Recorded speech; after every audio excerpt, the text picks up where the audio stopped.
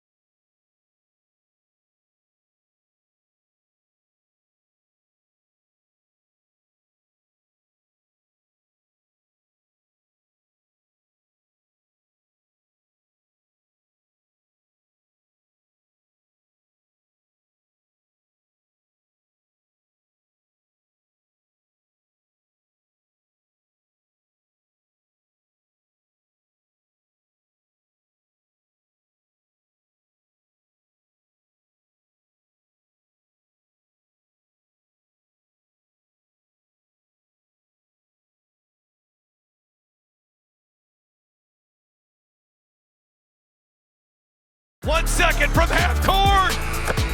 Jumping for joy with first ever. A 2-on-1. Oh! Did he bring it in? He did! It is Caught!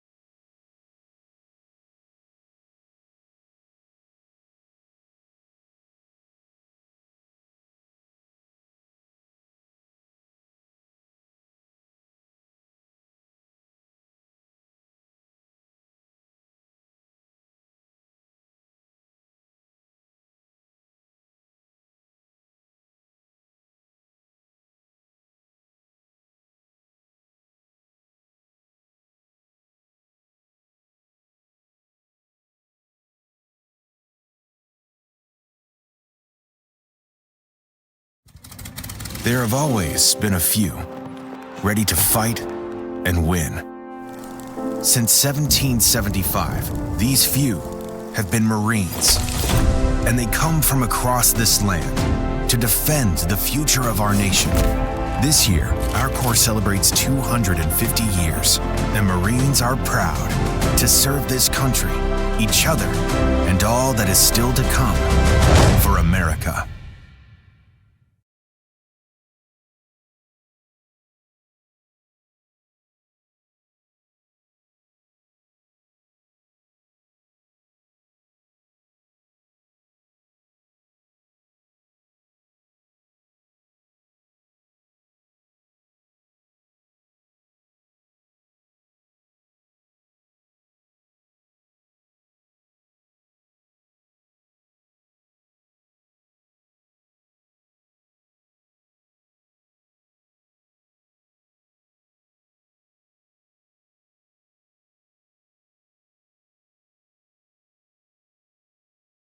I don't ever slow up, no I don't take shit. I got no love for the fakeness. If you wanna play tough and wanna hate this, I'll always show up. I don't ever slow up, no I don't take shit. I got no love for the fakeness. If you wanna play tough and wanna hate this, I'll always show up and make a statement. I don't ever slow up, no I don't take shit. I got no love for the fakeness. If you wanna play tough and wanna hate this, I'll always show up and make a statement. Everything I do so instinctive and so passionate. Every word I move so descriptive like an adjective. I got a vendetta against people who patented being negative when you should be getting after it. I got facts over tracks, this and that. Spitting slow, spitting fast, I could roast, I could gas. Think I'm okay at last, but I don't know if that can erase all the past. And the pettiness, a reflection of the emptiness. Hilarious, you think you're worth my time, you're delirious. Mysterious, because you hide behind a fake exterior. Inferior, you know I'll always be a bit superior. Get off of me, this ain't no humble brag. I want you to hear words, you can say them back. I want you to feel free from the chains at last, and to believe in what you got, it was built to last, yeah. Now that I've been put through hell, I never got anyone's help. I had to do it all myself. I don't ever slow up, no I don't take shit. I got no love for the fakeness. If you wanna play tough and wanna hate this, I'll always show up and make a statement. I don't ever slow up, no I don't take shit. I got no love for the fakeness. If you wanna play tough and wanna hate this, I'll always show up and make a statement. Gonna learn the consequence of being incompetent. Mental health is confidence, dreams and some modestness. I'm not here to save the day, that's for you to take away. I could play a million mind games, but instead I say something not illogical, something that is topical. Rub it on and watch it go, make yourself unstoppable. Dreams are irresponsible, but they're always possible. If you just believe, you could be so remarkable. Thoughts in my head, a collage and they spread. I'll be great one day, going off of my meds. No, I'm not giving up, no, I'm not giving in. I will make it to the top, taking off in the wind. I gotta make it, I'm saving every day to taste it. I'm patient, but my mind, it can hardly take it. I'm chasing a dream that I've had for several ages. A vacant, modern kingdom for the taking. Now that I've been put through hell, I never got anyone's help. I had to do it all myself. I don't ever slow up, no I don't take shit. I got no love for the fakeness. If you wanna play tough and wanna hate this, I'll always show up and make a statement. I don't ever slow up, no I don't take shit. I got no love for the fakeness. If you wanna play tough and wanna hate this, I'll always show up and make a statement. I don't ever slow up, no I don't take shit. I got no love for the fakeness. If you wanna play tough and wanna hate this, I'll always show up.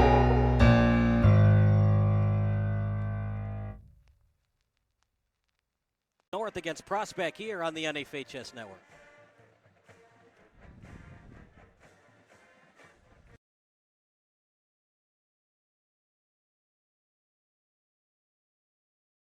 I don't ever slow up, no I don't take shit. I got no love for the fakeness. If you wanna play tough and wanna hate this, I'll always show up.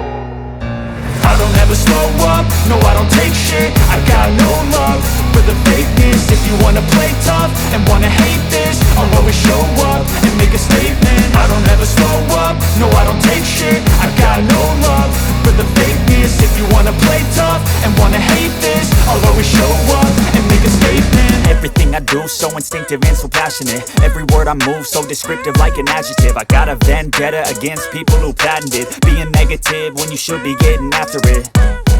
I got facts over tracks, this and that. Spitting slow, spitting fast, I could roast, I could gas. Think I'm okay at last, but I don't know if that can erase all the past. And the pettiness, a reflection of the emptiness. Hilarious, you think you're worth my time, you're delirious. Mysterious, because you hide behind a fake exterior. Inferior, you know I'll always be a bit superior. Get off of me, this ain't no humble brag. I want you to hear words, you can say them back. I want you to feel free from the chains at last, and to believe in what you got, it was built to last, yeah.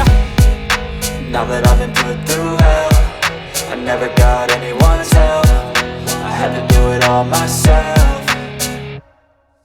I don't ever slow up, no I don't take shit. I got no love for the fakeness. If you wanna play tough and wanna hate this, I'll always show up and make a statement. I don't ever slow up, no I don't take shit. I got no love for the fakeness. If you wanna play tough and wanna hate this, I'll always show a statement. Gonna learn the consequence of being incompetent. Mental health is confidence, dreams and some honestness. I'm not here to save the day, that's for you to take away. I could play a million mind games, but instead I say something not illogical, something that is topical. Rub it on and watch it go, make yourself unstoppable. Dreams are irresponsible, but they're always possible. If you just believe, you could be so remarkable. Thoughts in my head, a collage and they spread. I'll be great one day, going off of my meds. No, I'm not giving up, no, I'm not giving in. I will make it to the top, taking off in the wind. I gotta make it, I'm saving every day to taste it. I'm patient, but my mind, it can hardly take it. I'm chasing a dream that I've had for several ages. A vacant, modern kingdom for the taking.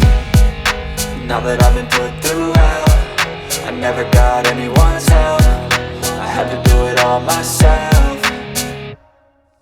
I don't ever slow up, no I don't take shit. I got no love for the fakeness. If you wanna play tough and wanna hate this, I'll always show up and make a statement. I don't ever slow up, no I don't take shit. I got no love for the fakeness. If you wanna play tough and wanna hate this, I'll always show up and make a statement. I don't ever slow up, no I don't take shit. I got no love for the fakeness. If you wanna play tough and wanna hate this, I'll always show up.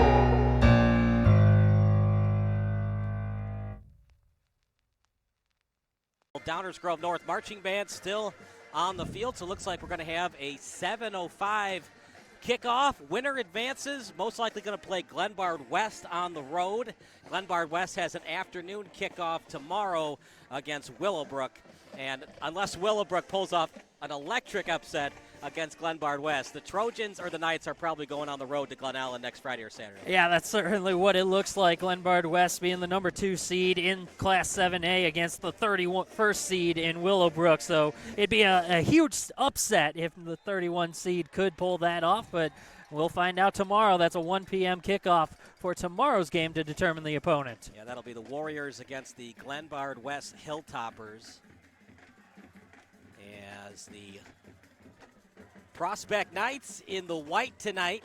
They're usually either in the light blue or the white. Tonight, even though they're the away team, they've got the home colors. It's okay if you're confused, because we're a little confused as well.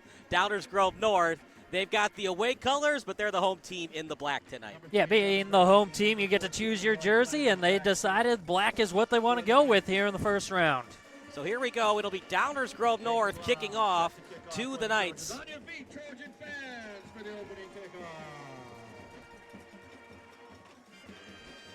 Both teams at 7-2 on the season. The 15th seed, the Trojans, hosting the 18th seed in Prospect.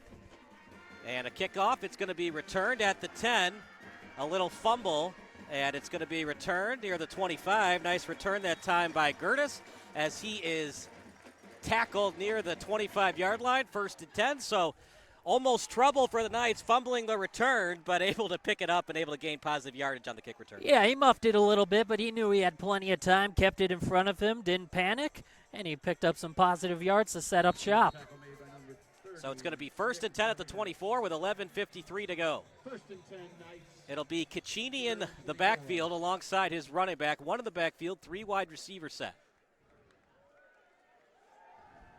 Fast pass out to the left as it was completed out to Sitchi, one of the starting receivers on this team. And a positive yard for Prospect. It's going to be 2nd and short coming up for the Knights. Yeah, he's got a couple of senior receivers that he'll look to go to, and Sitchi is certainly one of them. 1 in the slot, 2 out to the right. Almost a false start, but luckily they got the ball off in time. Maybe a half-yard short of the first down, as that's a running play out to Donnelly. Matthew Donnelly, the ball carrier. Brought down. The first down is at the 34-yard line. It's spotted at the 33. They're going to go fast here. Little tush-push action. It's close. Flag on the play. Might be a false start against the Knights. Yeah, the flag coming in the backfield. That's never a good sign if you're the offense, and it looks like Prospect's going to back up a bit. Did they call chop block? I didn't see the normal false start signal. It signaled like it was a chop block. Or did they mean illegal shift? Chop block would be a 10-yard penalty. Looked like they may have even said, like, almost leverage leverage. Kind of did like an upward with two hands. That would make sense because it was a tush push. Chop block would Right, usually yeah. a chop block's on a passing play, not a running play. But that backs him up here on third down. 3rd and 6 instead of 3rd and 1. Costly. We saw it last night in that Dolphins-Ravens game.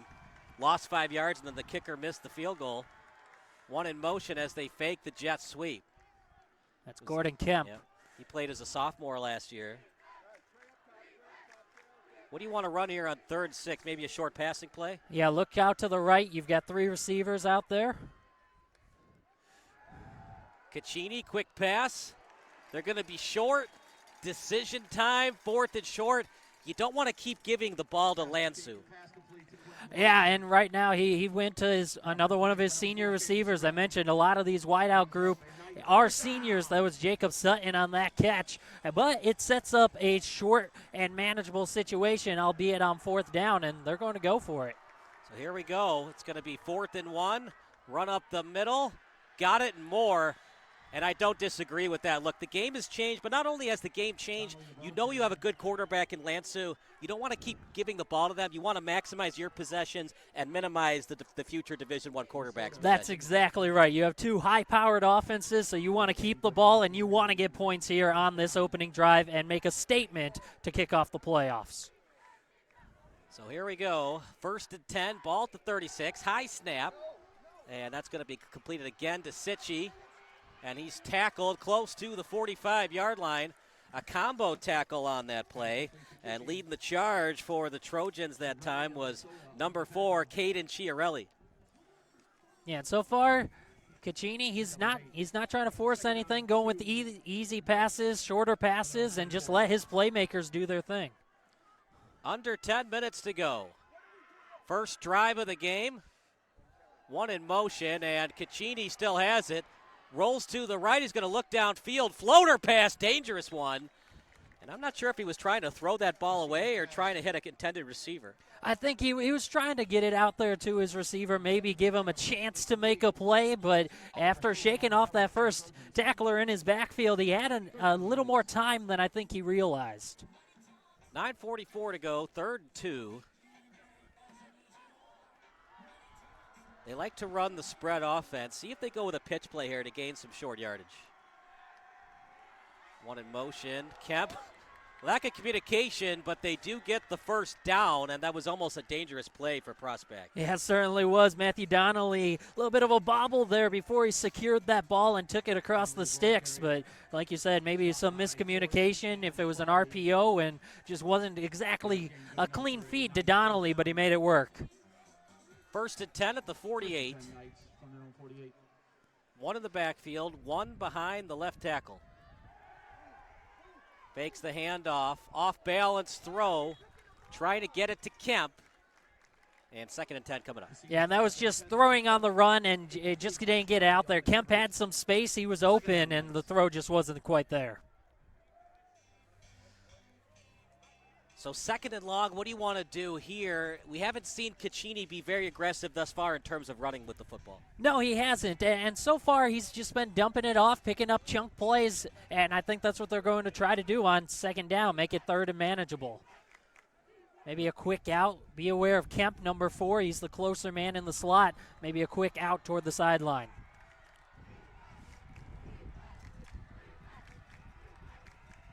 Not a great snap. Caccini has no choice but to go into contact.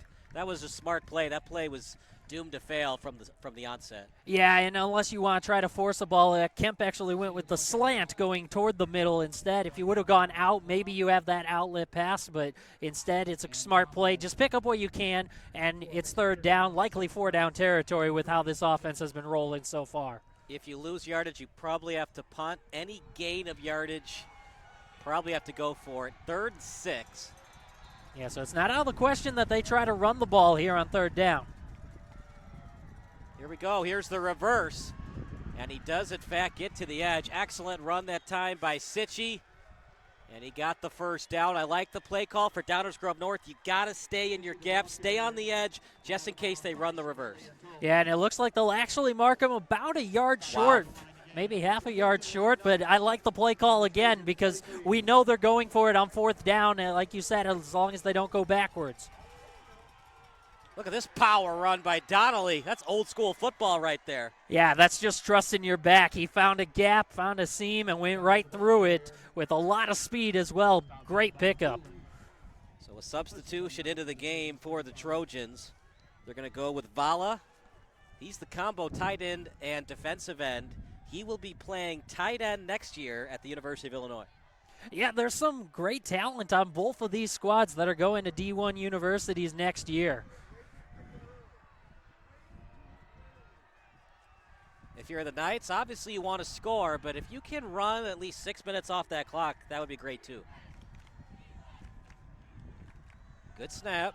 Caccini, pitch and catch. And he had to throw a line drive ball, otherwise a softie would have been picked off.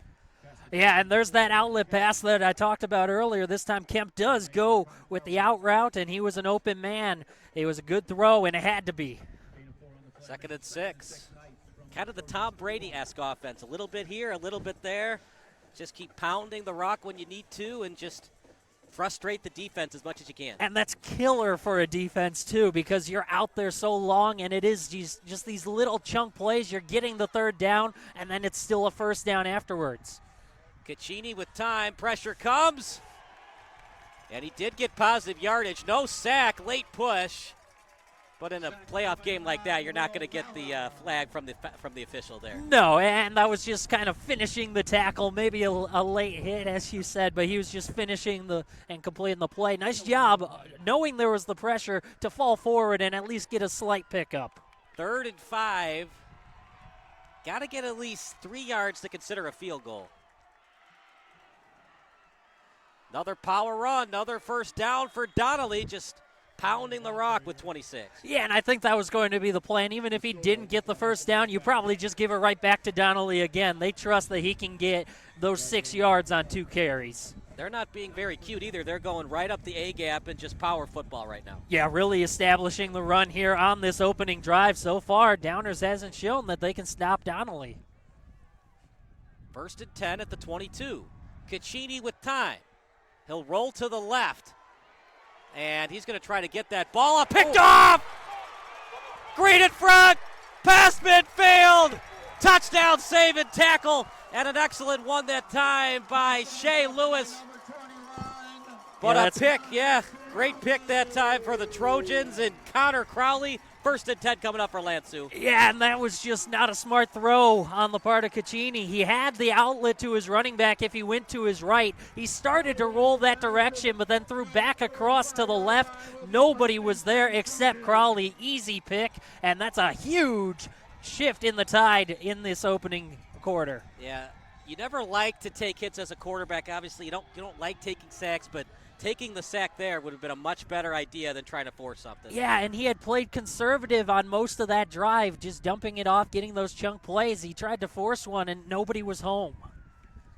Nice tackle, though, by Lewis. Saved the touchdown, at least for now. Lansu going deep with it. Completed! 1st and 10 for the Trojans. How about that ball placement, Brandon? I love that. I love that throw, and I love that play call. After you get a turnover, you go right for the jugular. They go with the deep ball, and that's a huge play for the Trojans. Owen Lansu, they spotted the ball near midfield. It's now at the 18, making a 32-yard completion. I love going with the deep ball on 1st down right after the pick. See if they stay aggressive or if they run the ball here. Now the ball in the red zone. Runs up the B gap. Downers Grove North, they have a good running game as well. That time Thulin on the run. Yeah, both these teams are really good at the ground and pound, and we'll see plenty of that, but already Lansu, I love that they showed off his arm, that he's not afraid to pass it and throw it downfield like he did on 1st down, something that we didn't see in the opening drive for Prospect. 2nd and 1 at the 9. You can still get a 1st down, and then you have to score. What a break for the Trojans. It was completely quiet on that opening drive from Prospect, and then the pick, and it is absolutely wild right now. Short gain, but he did get it. Only needed one, got about 2 or 3, plenty for the 1st down to set up 1st and goal. Jaden, the ball carrier, as he gets it to the 7. They only needed 1 yard. He got 2. And that's all it takes. Yeah, and again, sets up that 1st and goal now for the Trojans, who are really trying to make that statement and convert that turnover into points.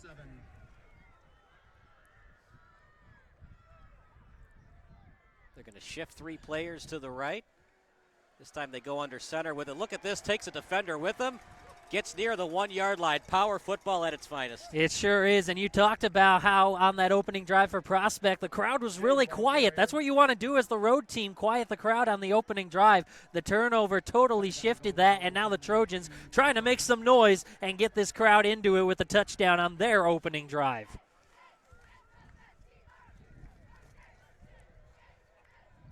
Ball on the 2 yard line. I'd be surprised if they go away from the run. It's been working for them so far.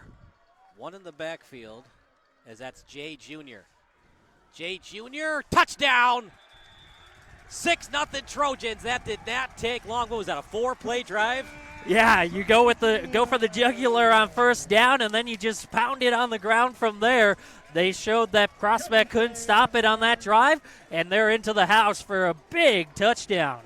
So Crowley with the pick, Jay Jr. with the early touchdown. A great start for the Trojans, and definitely not an ideal start for the Knights. No, and again, you saw that the Knights were moving the ball downfield, and these are 2 high-powered offenses, so that's huge to get that swing with the turnover. PAT coming up. Snap is there, the hold, and the kick. Kick is good. 7-0 Trojans. We'll take a break. You're watching the Trojans against the Knights here on the NFHS Network.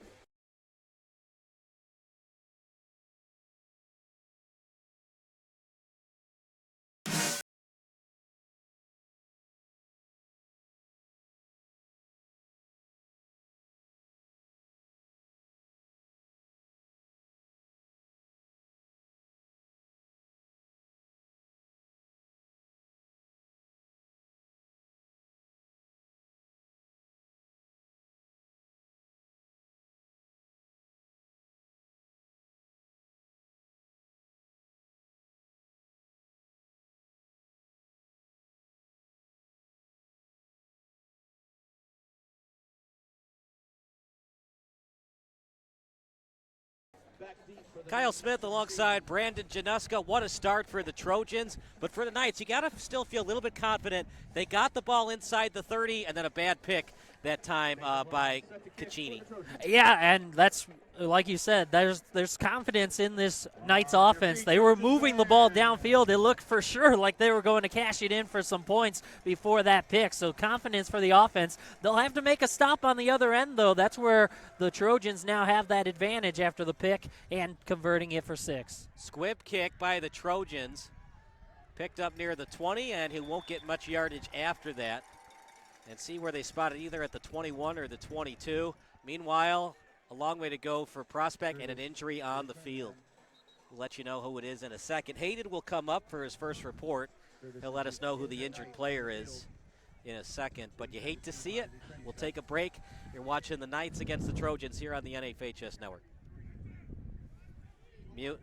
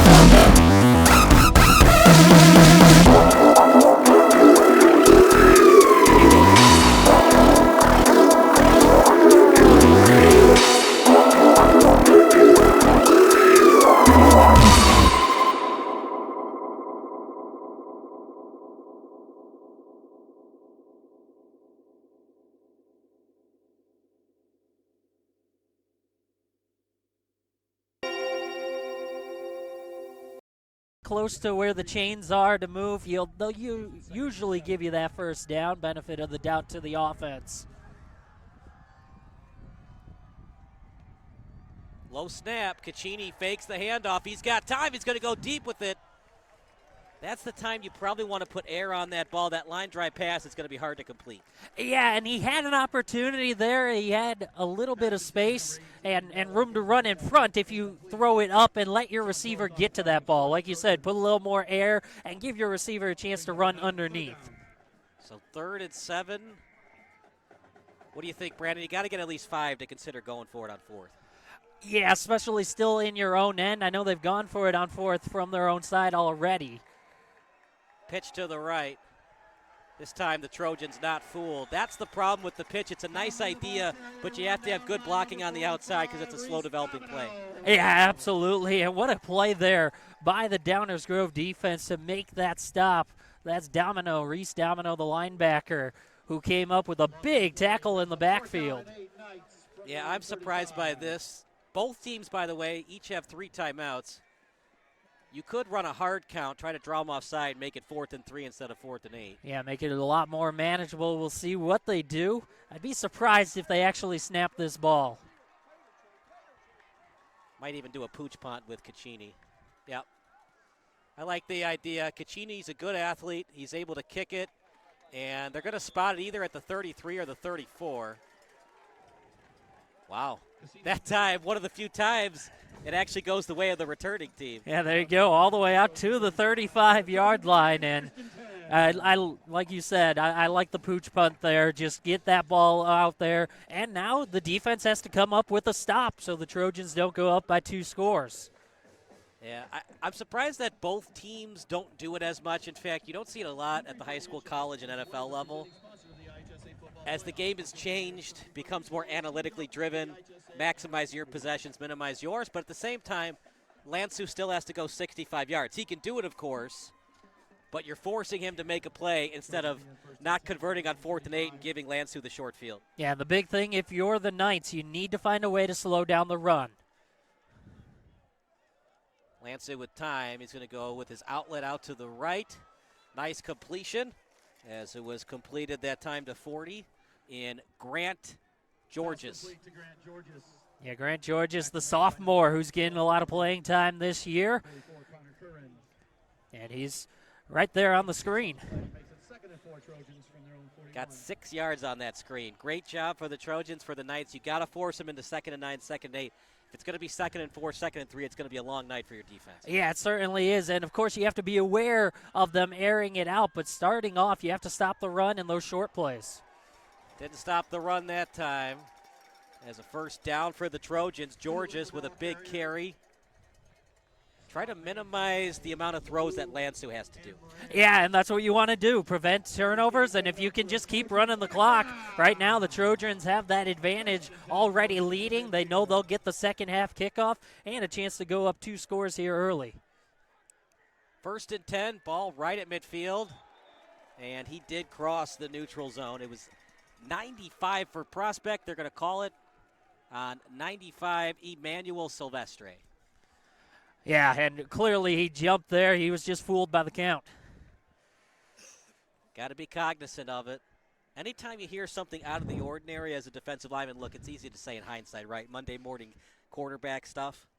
But if you hear something weird, it's probably a hard count. It's probably an Omaha, not an actual play. Exactly, yeah. They enunciate just a little bit more, try to get you, and that time they did. It's going to try to force one. Look at this ball placement. Every time you think it's going to be a pick, Lansu just wows you with the arm strength. Yeah, and that's what we wanted to see on the other end from Prospect. Put a little more air under it, give your receiver a chance. Obviously, that one didn't end up complete, but there's the idea of it, a ball where only your receiver can possibly get to it.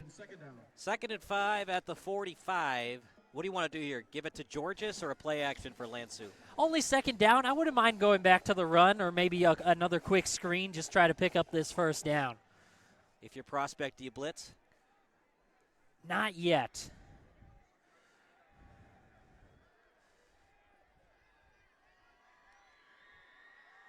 Handoff and good patience. As this time it's a run to Jay.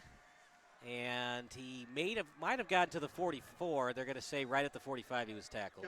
See, and now this is where maybe you bring in the blitz. 3rd down, and you're trying to make a statement. On the tackle for the Knights. 3rd and 5. Trojans from the Knight 45. So that's the first time the Knights really showed they could contain the run. So now you've got them in a 3rd and mid, 3rd and 5. And again, this is where you could possibly bring in the blitz and try to get some pressure on Dansu. Here they go again. They're going to put 3 guys to the right. Lansu, quick pitch and catch. He's going to be short. It was completed to Vala. Lancer's pass complete. Got to think it's 4-down territory as that does it for the first quarter. I think so. And now you have a timeout, but essentially to be able to talk it over and what you want to do going into that 4th down. So we're going to take a break. Second quarter coming up next. 3rd and short coming up for the Trojans here on the NFHS Network.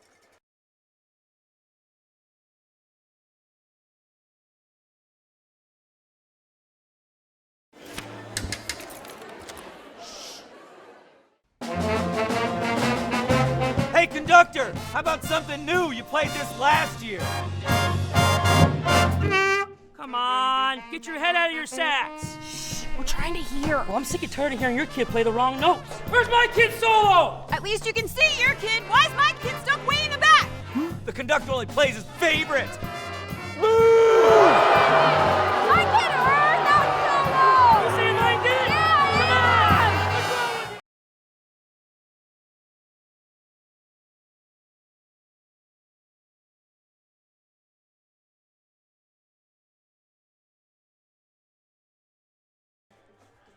Should be 4th down. They didn't change it. 4th and 1. We'll give you a field report in a second. Probably going to be a quarterback sneak with Lansu. 1 in motion, that's Vala. No, they're going to run it to the right side. It's going to be close. Prospect thinks they stopped him short, and Brandon, I agree with him. I agree as well. I don't think he got it. He was met in the backfield, tried to fight his way across, but could not do it. A huge stop for Prospect to get their team the ball back. So Downers Grove North is aggressive there. Hayden, first report of the night in terms of the in-game action. It's a 7-0 lead for the Trojans.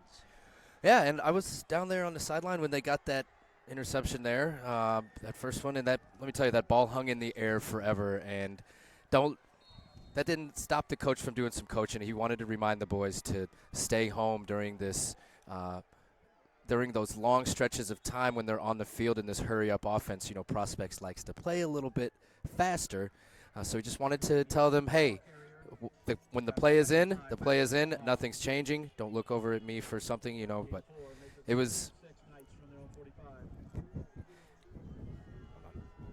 By the way, did you get an injury update for number 3, Devin Gertis, for Prospect? I was just about to go over there and find out for us. All right, thank you so much, Hayden.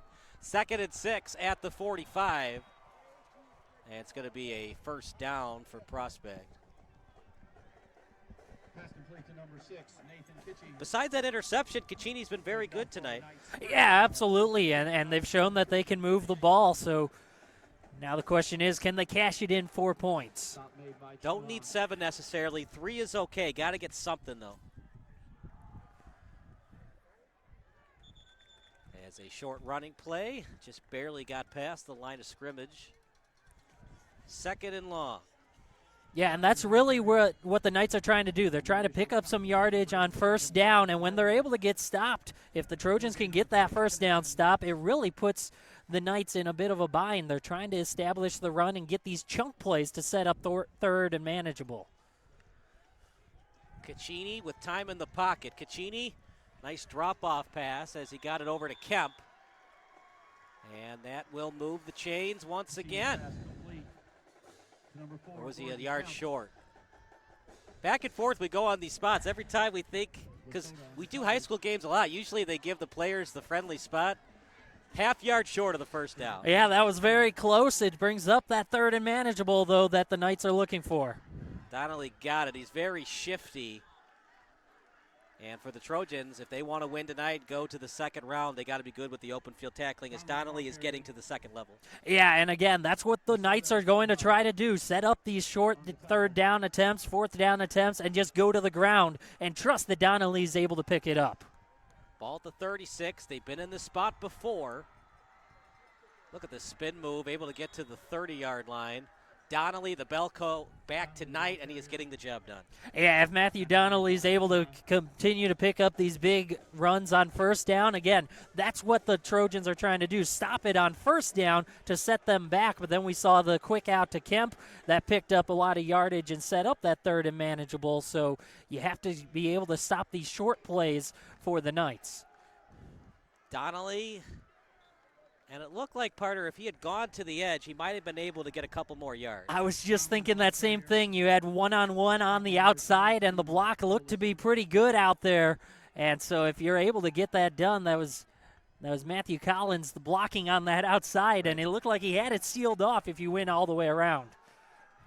3rd and 2, still manageable. Fakes the pitch. Caccini will take it himself, try to power his way past the first down marker.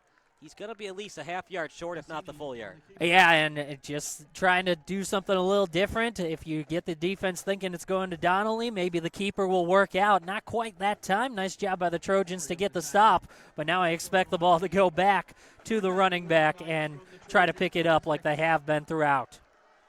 So it's going to be 4th down and a very short one. One in the backfield. Donnelly's going to get it and more. He has been a Trojan killer tonight.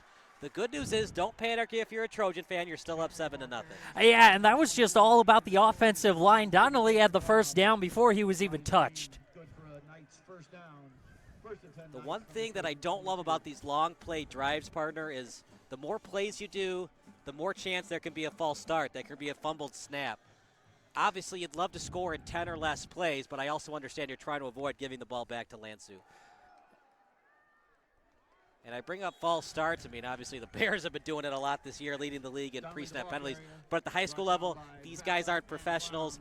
Pre-snap penalties can happen at any time and in the most inopportune time. They sure can. And again, a team that likes to keep it on the ground and run it, that really hurts you if you get those penalties. So far, they've been good about it and being disciplined. 2nd and 10. Like to get at least 3 here. The hard count by Caccini. Trojans not fooled. If you're the Prospect Knights, try to avoid negative plays. But if you're Caccini, a sack is better than another interception. Quick passing play. Able to get past the 20, so now they're in the red zone as it was completed to his wide receiver in Matthew Collins. Pass complete. Number 18, Matthew Collins. Tackle made by Oliver. 3rd and 5. You're in field goal range, so you can be aggressive here, right, Brandon? Yeah, you definitely need to get some points here, but I think if you're able to get a couple of yards, you're going for it on 4th down. Ball at the 17, one in motion. Caccini, Trojans not fooled. Look at this throw, my goodness.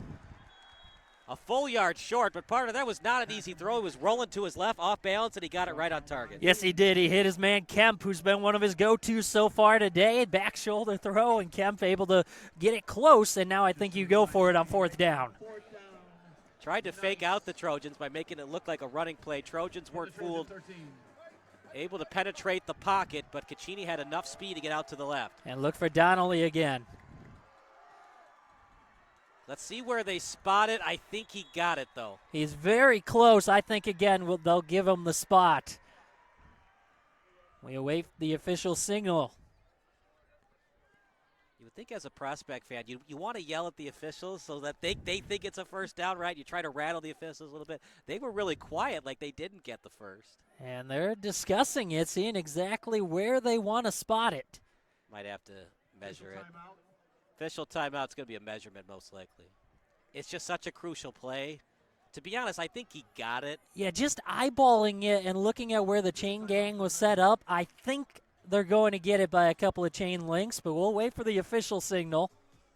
Because when we say he needs to get to the 12, remember, it's where the chain gang is, not the actual 12 hash mark. Yeah. He got it by almost a full football. Downers Grove North isn't happy, but I think that's the right call. I think it was the right spot, and it's a first down. Yeah, I agree. And initially on the call, I thought he got it as well.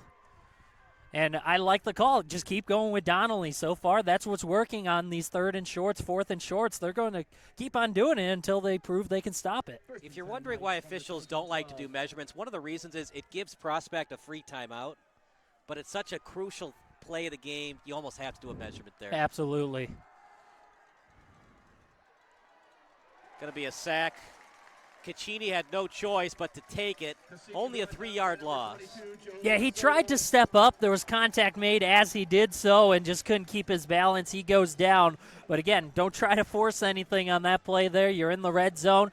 Take the loss and reset for 2nd down. Lost the 3 on the play. It's going to be 2nd and 13. One in the slot for the Knights. Caccini to the end zone. My goodness, was he inbounds? No. One-handed catch, though. Yeah, what a grab over there. So they got it to 6. That was Sitchy. Yeah.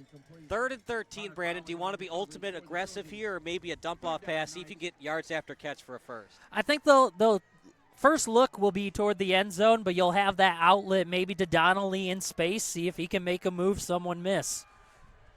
Whatever you do, don't take a sack. You got to get at least 3 here. I like the aggressiveness. Another hard count, trying to gain 5 yards. Yeah, and why not? Both teams. Playcock running down, though. They got the play off to the end zone. Good throw. Flag on the play. Waiting for the signal. Out of bounds. There's also a flag, so we'll see if this is on the defense. It is. Pass interference. Defensive pass interference called against the Trojans. Remember, it's not a spot foul like it is in the NFL, so it's not as much of a killer as it is in the National Football League. Yeah, although in the red zone, it should be half the distance to the goal either way at this point. But the bigger thing, it's an automatic 1st down. It looked like if he didn't try to pull on the jersey, it was going to be a catch. They did say he was out of bounds, so if he hadn't tugged him, he had forced him enough to the outside. Well, you don't give up the touchdown, but you do allow the 1st down on defense. Actually, correction, I believe it is still 3rd down, so it's half the distance, but you don't get the automatic 1st down. So half the distance, but you don't get the 1st. 3rd and 6. Here's another reverse. Trojans not fooled, still haven't brought him down yet. And brought down at the 10. They're going to lose 2 yards. It was out to Sitchy. 4th and long. Brandon, you got to kick the field goal here. Yeah, I think you have to at this point. I know they're trying to fool the defense. I think you should have kept going with Donnelly on this. He's been finding a lot more space. I know you're trying to get around the edge, but I like keeping it in the playmaker that's been really gaining the yards on this drive. Offense still out there. Got to be careful.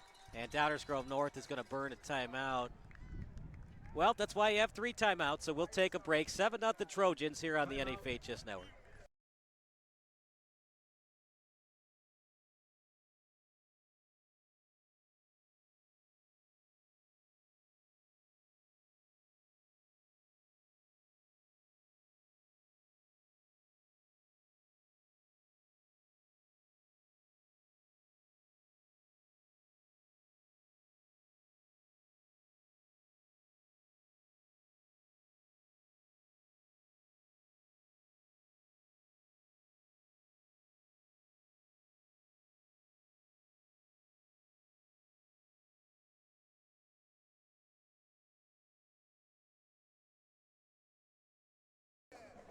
So right now, Brandon, it's 4th and 8 at the 10. You thought it was a good idea by the coaching staff to call timeout. Why?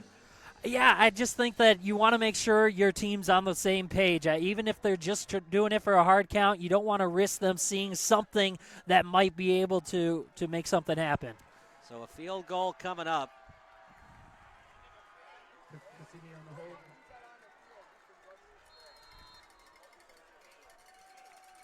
It'll be Caccini to hold. A chip shot field goal, 27-yarder. 14 seconds left on the play clock. And what's going on here?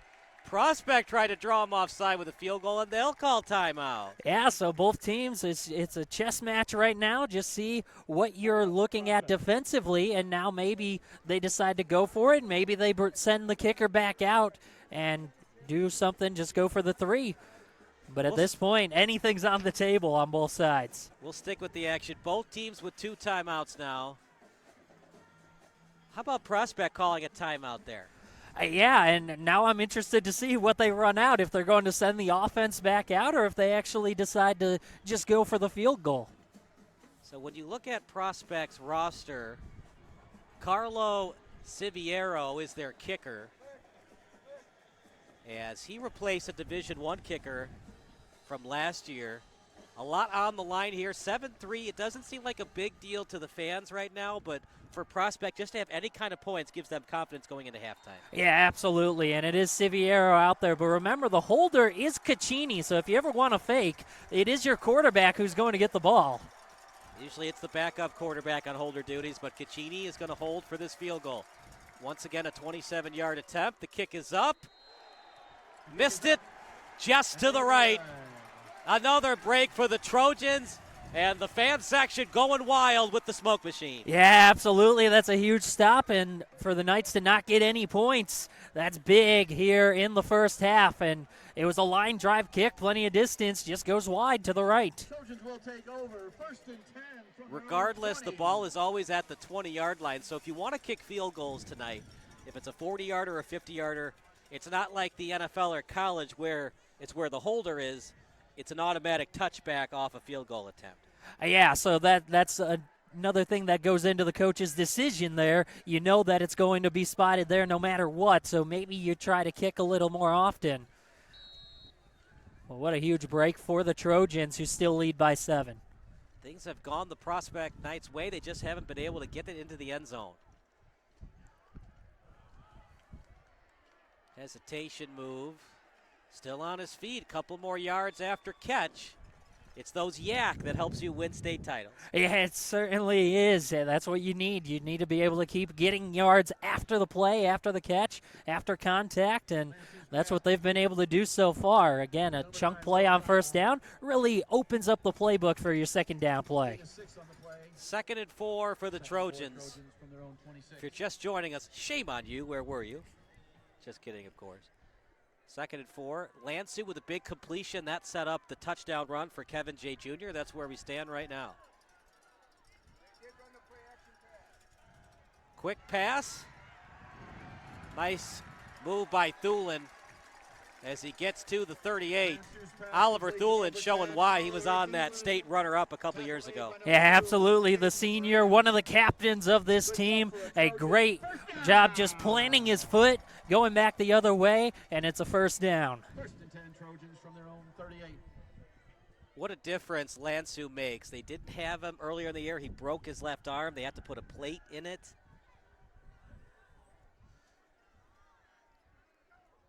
He's back in there, and he's an excellent quarterback. But really the story of this game has been Prospect close but no cigar. They got it inside the 40 twice, inside the 20 once, and both times no touchdowns.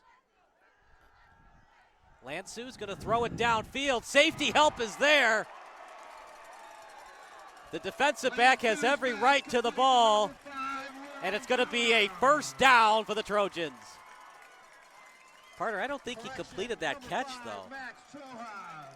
I didn't think he did, but Max Troja going out there, and it is a complete catch. He was able to bring it down, is the call. That's a catch made down to the 31-yard line. There was Caden Moran on the coverage. And what a grab by Troja, being able to bring that in, the senior, 5'9", 150, and got pounded at the end of it. Nice job holding on. Wow. At first I thought they were going to call pass interference on Moran. They're actually going to say it was a completed catch, as that's a run over to the left side. They like to use a lot of different running backs. That time George is on the run. Yeah, and that's how you keep your backs fresh. You're able to gain yards and have success with multiple backs. It's only going to create more problems for the defense. Jay Jr. back into the game. Lansu, the senior, wants his season to continue.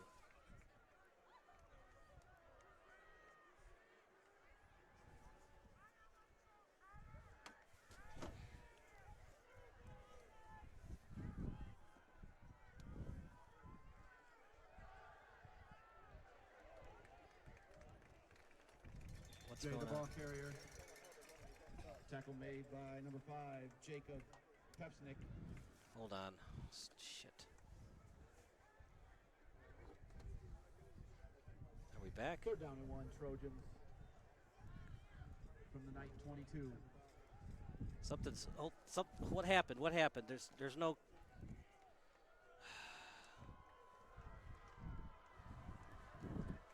You know, we're not getting. Oh shit. Okay. We got it? No. Okay, good. 3rd and 1. As it's a handoff up the middle, it's going to be a first down for the Trojans. Kevin Jay, the ball carrier. And that's Jay, back-to-back carries.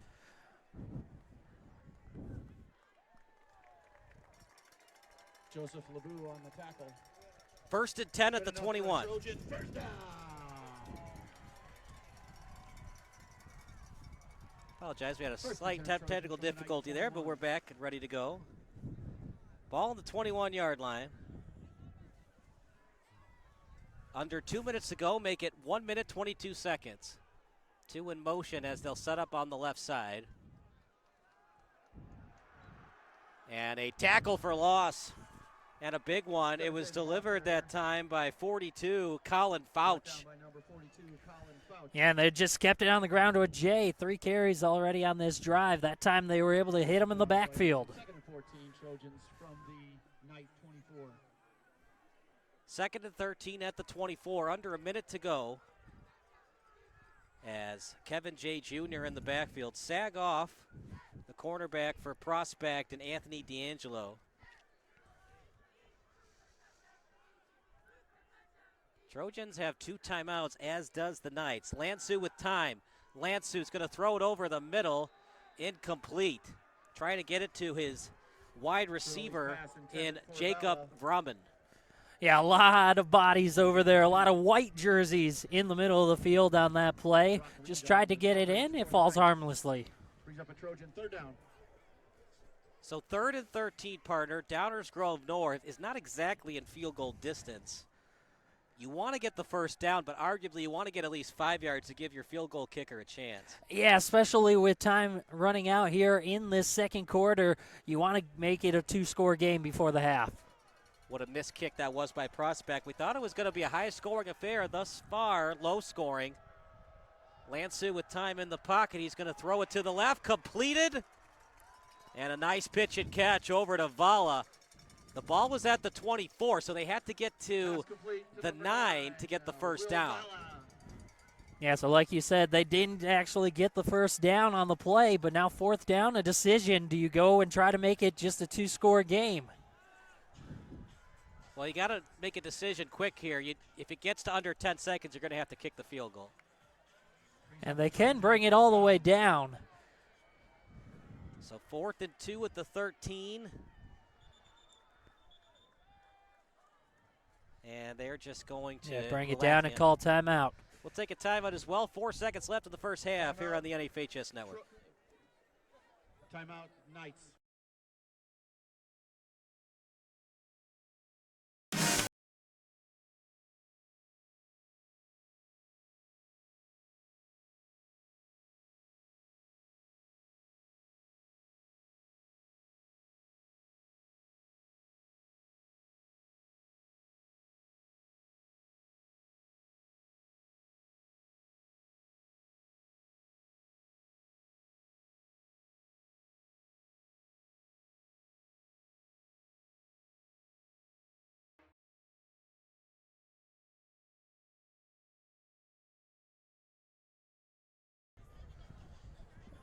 Kyle Smith alongside Brandon Janeska as the wind is starting to pick up.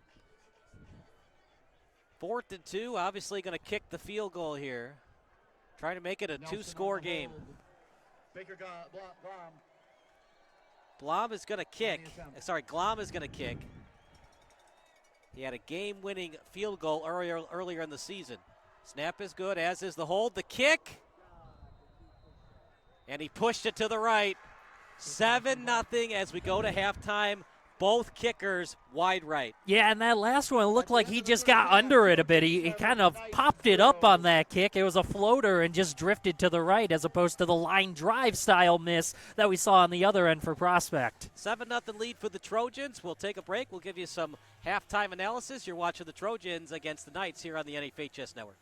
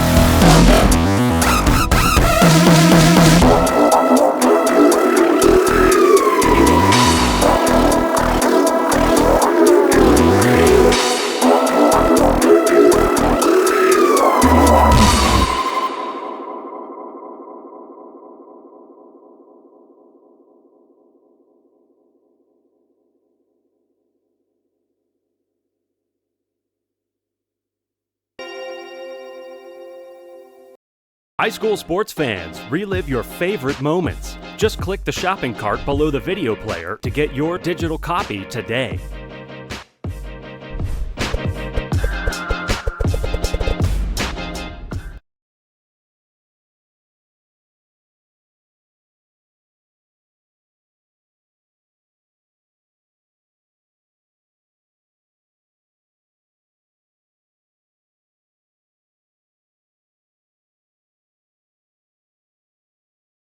You played this last year. Come on, get your head out of your sacks. We're trying to hear. Well, I'm sick and tired of hearing your kid play the wrong notes. Where's my kid solo? At least you can see your kid. Why is my kid stuck way in the back? The conductor only plays his favorite. My kid heard that solo! You saying I did? Yeah, Come on! What's wrong with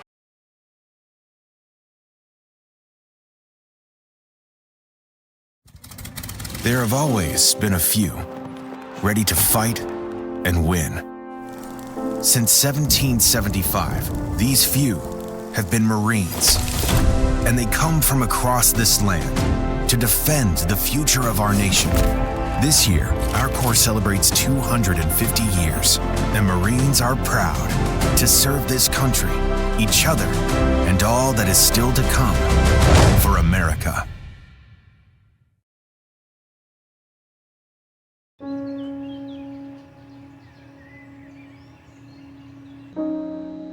This high school gym used to be packed most nights. Not anymore. Do you know why? Because bad behavior by fans, especially adults, has caused a shortage of game officials across the country. You see, without officials, we can't have sports. Don't let this become reality. It's time for a change. Let's bench bad behavior for good.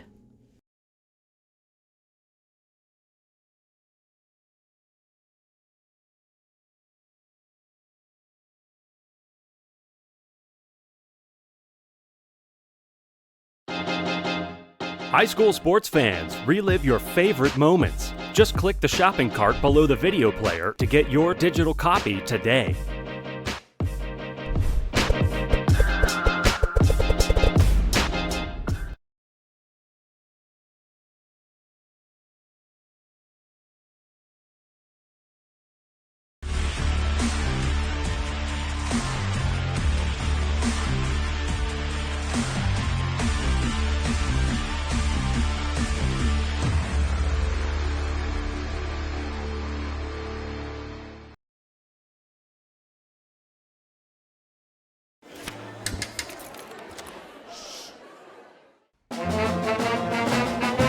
Hey, conductor, how about something new? You played this last year. Come on, get your head out of your sacks. We're trying to hear. Well, I'm sick and tired of hearing your kid play the wrong notes. Where's my kid solo? At least you can see your kid. Why is my kid stuck way in the back? The conductor only plays his favorites. My kid earned that solo. You saying I did? Yeah, Come on. What's wrong with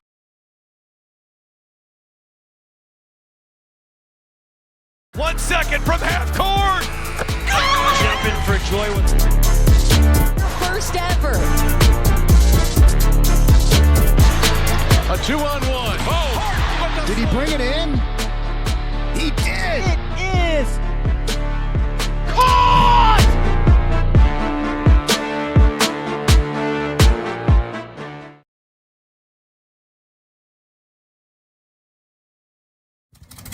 There have always been a few, ready to fight and win. Since 1775, these few have been Marines, and they come from across this land to defend the future of our nation. This year, our Corps celebrates 250 years, and Marines are proud to serve this country, each other, and all that is still to come for America.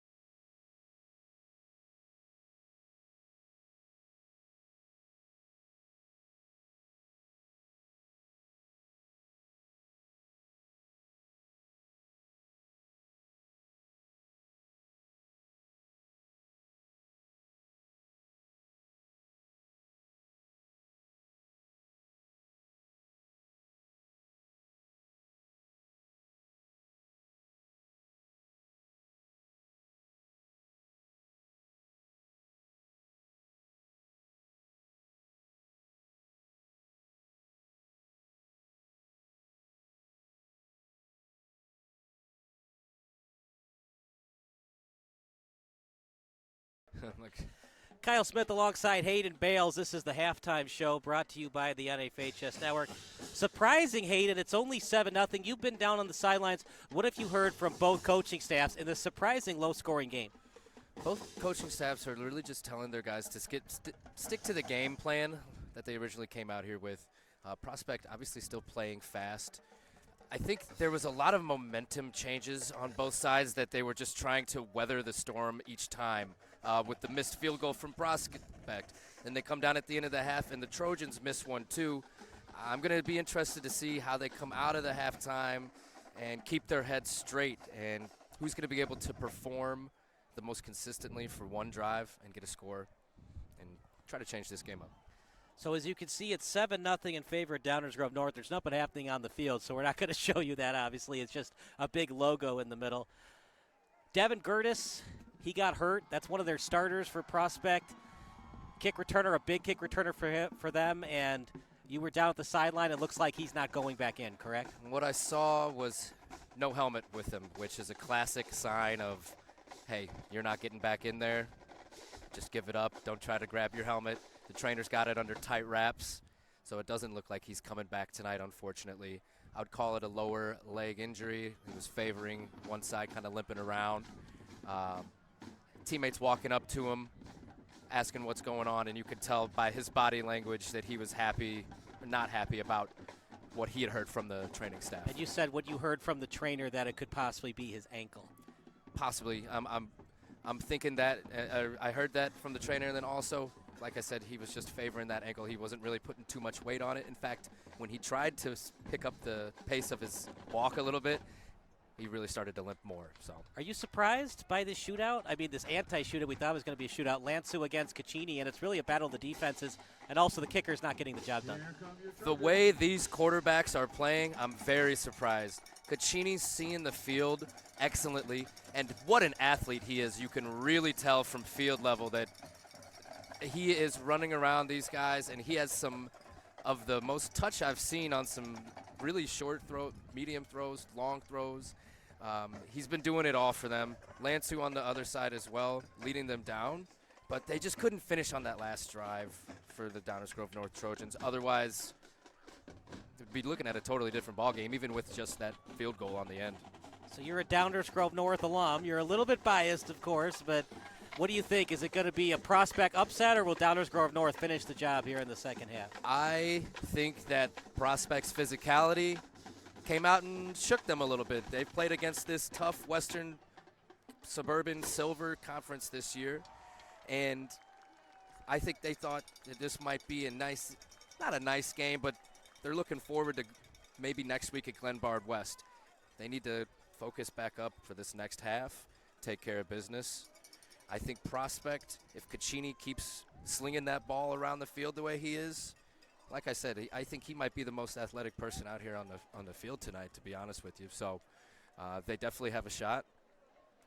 It's going to be a good second half. All right, Hayden, we'll see you later on in the third quarter as Brandon will rejoin the booth in a minute here. It's 7-0 in favor of the Downers Grove North Trojans, and at this game, it's 7-0. It should probably be 10-3 at the very least. Both kickers missed chip shot kicks, but it's 7-0, and really the main reason it's 7-0 is off a pick off Caccini. Yeah, it's really been missed opportunities, the story of the first half. Both teams' offenses look good. They're moving the ball. They're just not cashing in for points so far. You mentioned each team has already missed a field goal opportunity, so that's 6 points total right there in missed opportunities. And then you had the pick on a drive when the Knights were driving well and the offense was looking good. There's only been one punt so far in this game, so the offenses are moving the ball. There was a fourth down that wasn't converted. There was the pick and two missed field goals, so with the one touchdown on top of that. So it's not that the offenses aren't doing their thing and aren't moving the ball. It's just they aren't cashing it in for points when they come to an end of a drive. We're going to take a quick break. Second half about to start. 7-0 Trojans, the battle of the Midwest Suburban League against the West Suburban Conference here on the NFHS Network.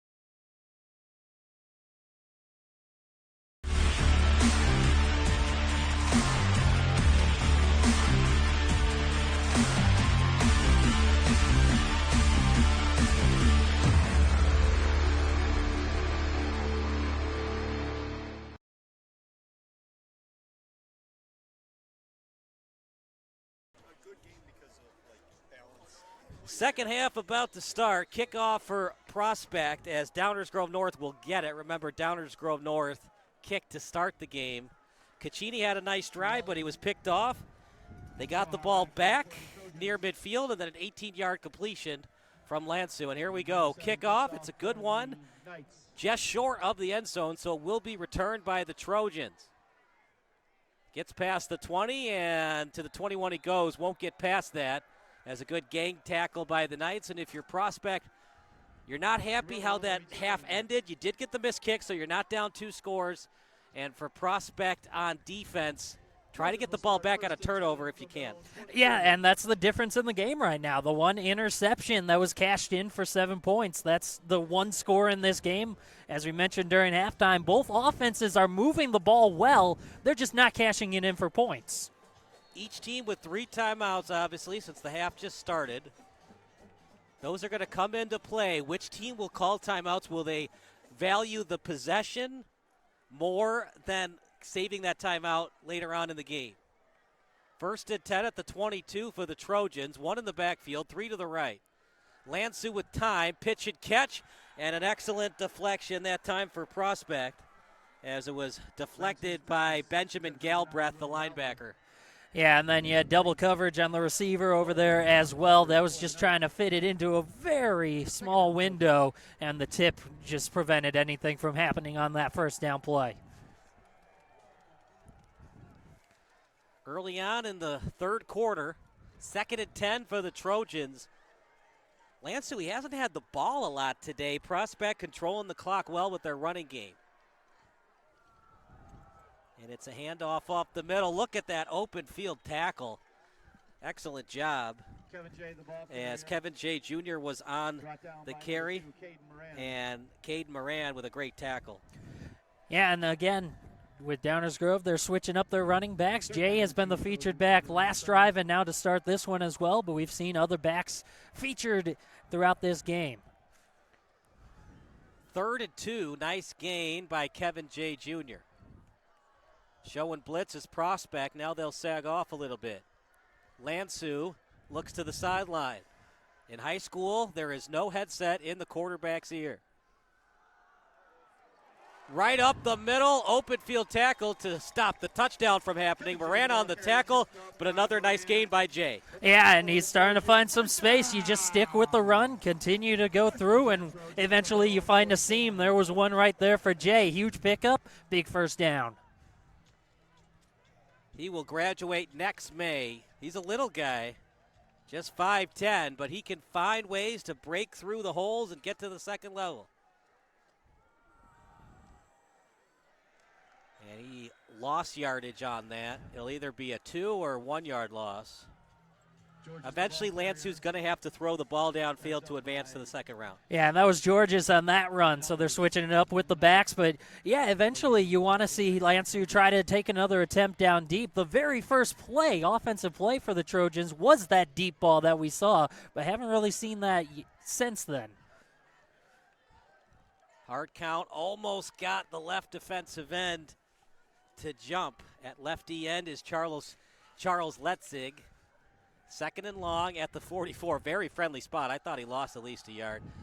Handoff to Georges. He gets to the edge, breaks off a tackle. Let's see where they spot it. It's very close to a first down. Yeah, and just once again, continuing to stick with the run. Yeah, they stopped George on the first play, but that time Georges, he finds a gap and he sets up 3rd and short. Well, at the Jumbotron, they call it inches. Well, they call it 1. Possibly they don't have the technology for inches.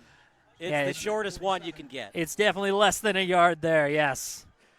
3rd and 1 in the backfield. Almost again from Letzig.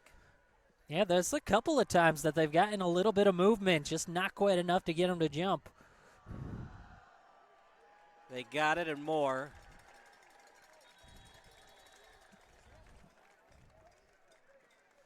It just seems like the way that the Trojans defense is going right now, another touchdown might put this game away.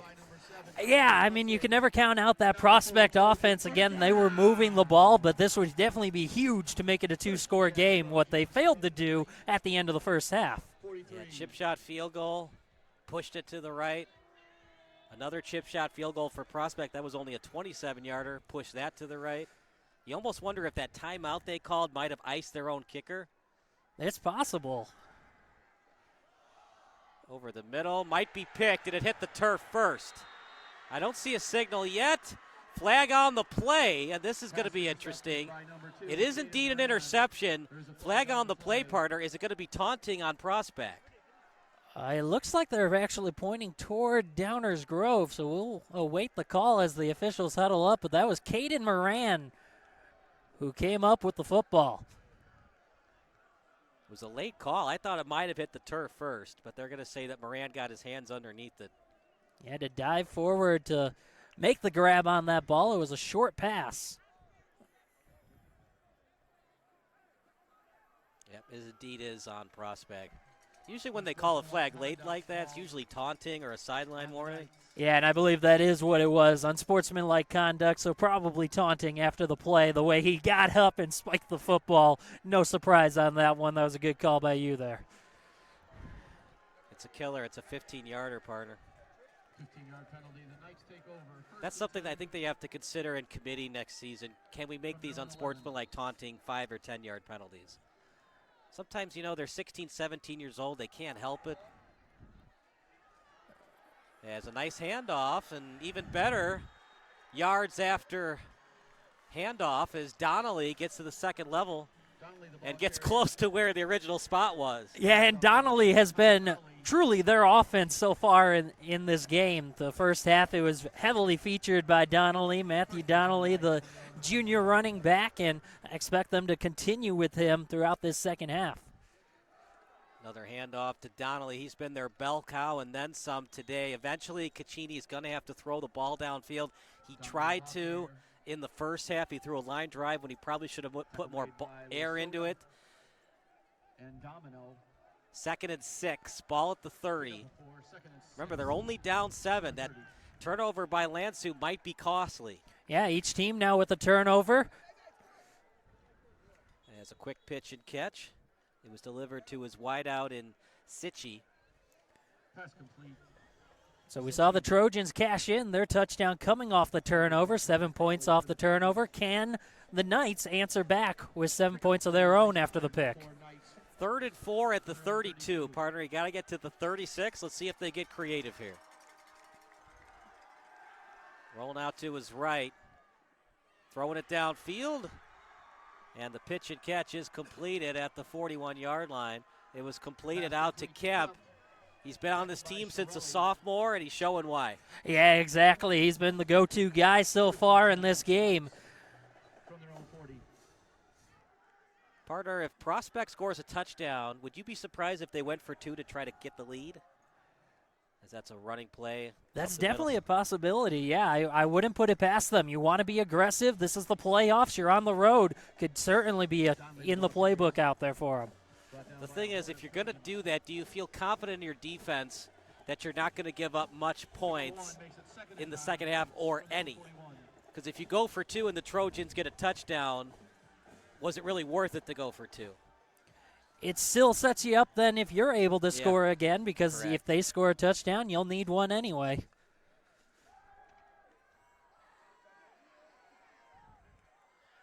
Threw across his body. What a catch. Caccini had confidence in his arm, and he got it to his wideout once again to Sitchi. Yeah, and that was one of the best throws we've seen so far from the Prospect QB. So nice job. Picks up a big first down. We thought it was going to be a shootout because earlier in the season, Caccini had a 6-touchdown performance against Maine West. High throw, screen pass, more yards after catch. Trying to get inside the 40. Let's see where they spot it. And it's going to be indeed right at the 40. But he had a 6-touchdown performance against Maine West, 5 touchdowns earlier in the season. And they had a Hersey on the ropes, but then 5 touchdowns by the opposing quarterback in Narut. They're doing a hurry-up offense, by the way. 2nd and 3. Handoff up the middle. Short gain. What do you want to do here on 3rd and short? I think I'd go right back to Donnelly again. He picked up about 2 on that one. And now 3rd and 1. Donnelly, the ball carrier. Initial contact made by number 73, Colin Murphy of the Trojans. Yeah, I'd continue to keep it on the ground. You're probably looking at 4-down territory anyway. I don't think they can stop Donnelly twice. Inside the 40, you're in enemy territory. Yeah, unless you lose yardage here, I think you're going for it.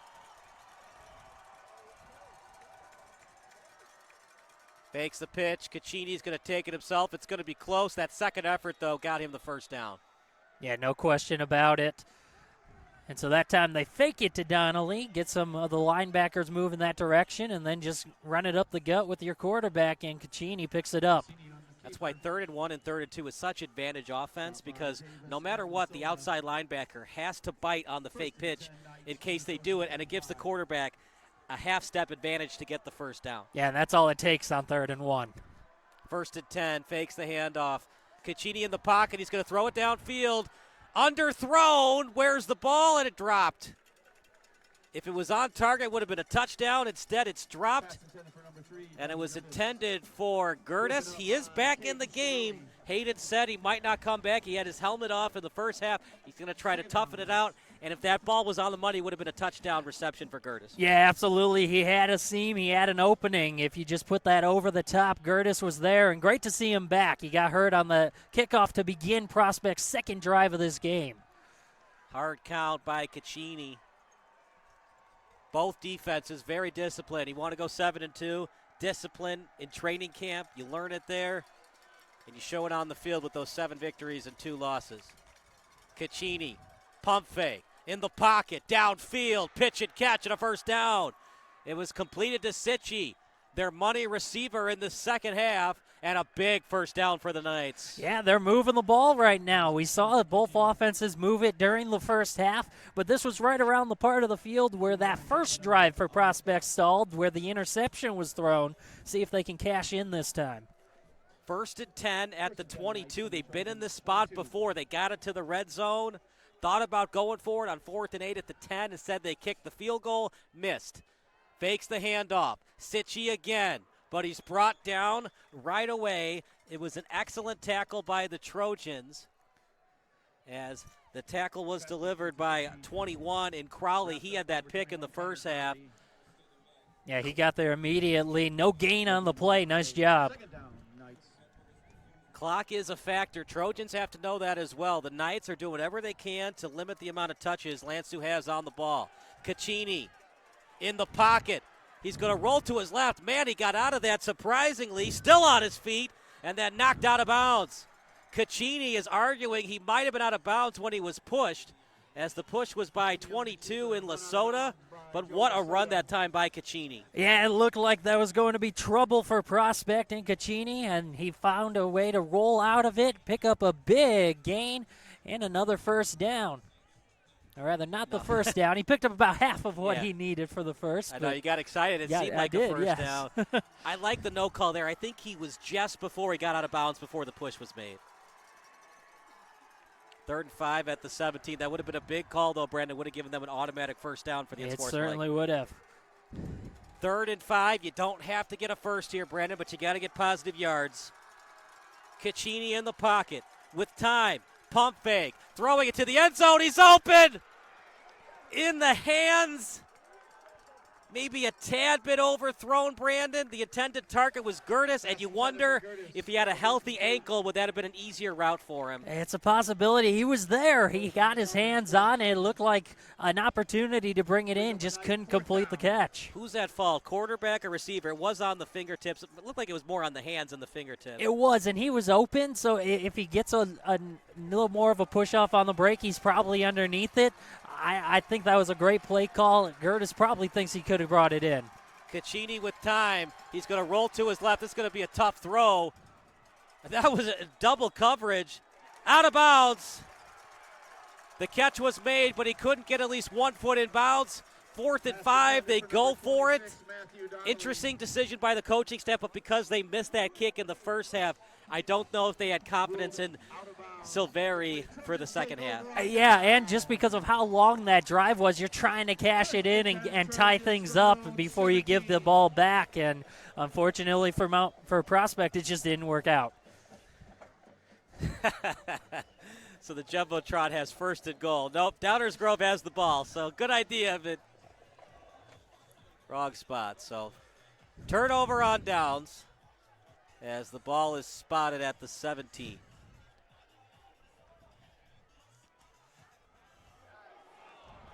He's got a chance to break one here. Pushed out of bounds. Moran's been all over the field. Kevin J. Jr. with a big gain.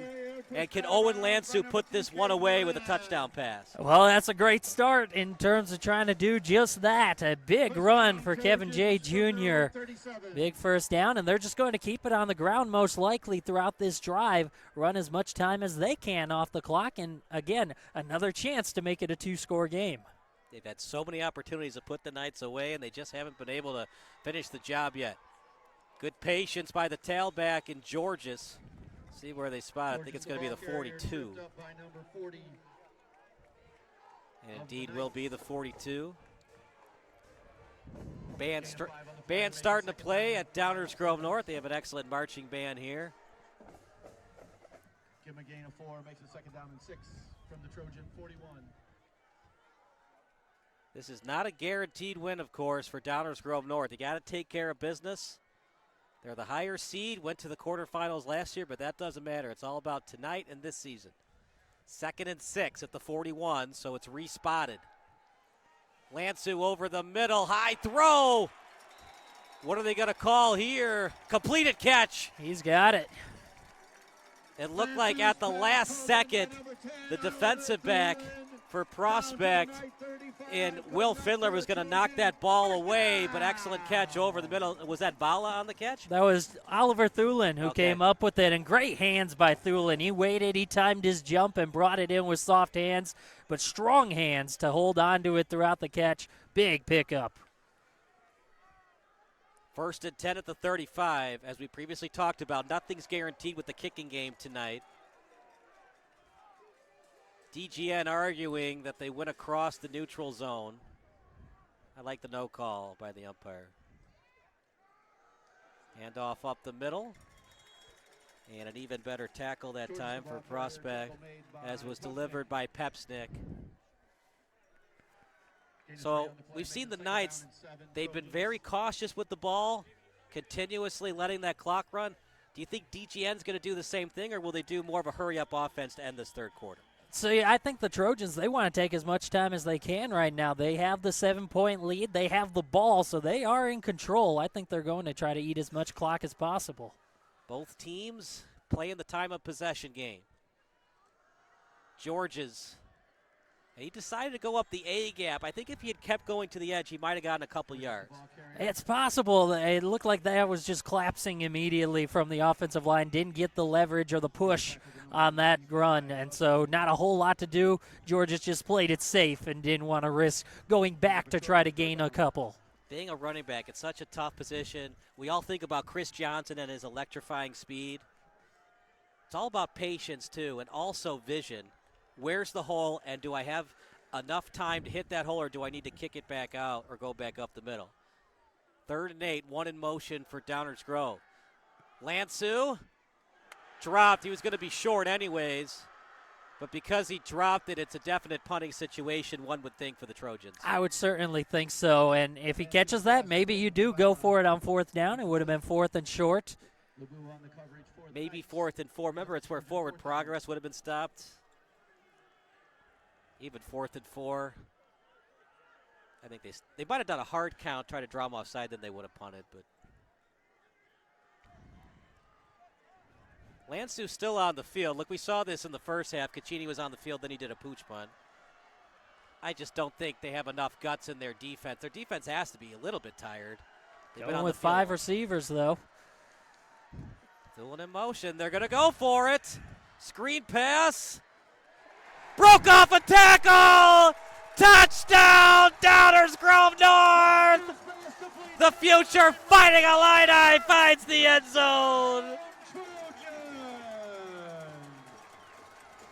Will Vala, have yourself a night, kid. Breaks off a tackle, screen pass. Everybody was thinking an out route, at Downers Grove North, very crafty with the screen pass. Yeah, and that's a risky call to throw it short of the sticks and trust your playmaker to make a play, make something happen. That's exactly what Vala did. He broke a tackle, then he was off to the races. A huge score for the Trojans. The smoke is just so ridiculous from the smoke screen. That PAT is good. We'll take a break. 14-0 Trojans here at the home of the Trojans on the NFHS Network.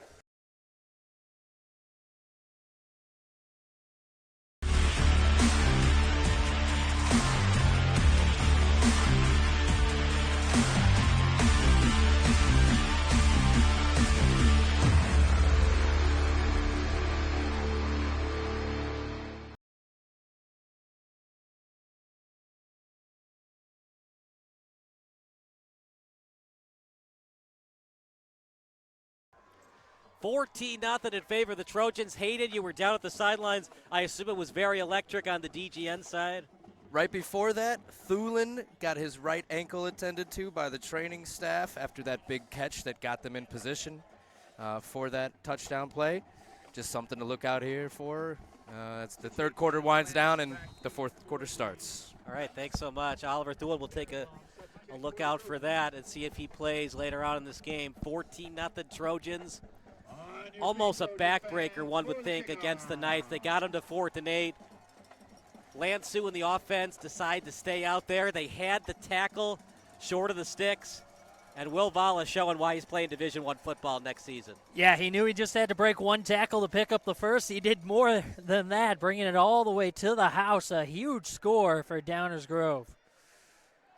Good open field tackle and disallows the returner from getting past the 25. Remember, Gertis got hurt earlier on a return. He got back into the game. That time was Sitchie on the return.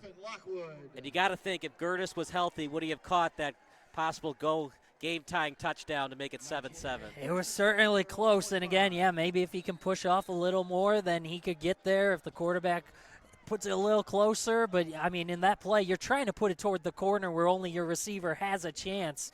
Gertis just couldn't quite reel it in. Screen pass out to the right. Look, it's hard to change things. You do what you practice, but at the same time, time is slightly running out for the Knights now. They're down 2 scores. Their mentality and their game plan was to try to avoid giving the ball to Lansu, run clock. Now you're down 2 scores. Now you got to consider more of a hurry-up offense. Yeah, at this point, you need to come away with points on this drive. Got past the 40, first down. Still a lot of time. Remember, clock stops on a first down like right now it stops. And that's something that Prospect is going to be very cognizant of. How many times can we get first downs to stop the clock briefly, get our offensive line to the line of scrimmage to run another play before the clock restarts? Quick passing play out to the left. Sitchie still on his feet. Sitchie down the sideline, inside the 20. Touchdown, Sitchie. Touchdown, Knights. How about that, partner? Yeah, just another screenplay on the other end. Sitchie had it and just takes it down the sideline all the way into the end zone. Mentioned that Prospect needs to find a way to score points. How about that? Final play of the third quarter, and he takes it in. So, Downers Grove North with the smoke. Prospect on the road, they do one better with the Flames. Yeah, that's a pretty nice effect to have out there on your side in front of your fans. 14-6, decision time. Do you go for 2? I don't see Caccini in shotgun formation. Remember, he's also the holder. Yeah, you could try some trickery, but at this point, still down by a score. I think you just take the point, make it a 7-point game. No guarantee. He missed in the first half. Snap is there, as is the hold. The kick straight through the uprights. We'll take a break. Sitchie puts the Knights back in this game here on the NFHS Network.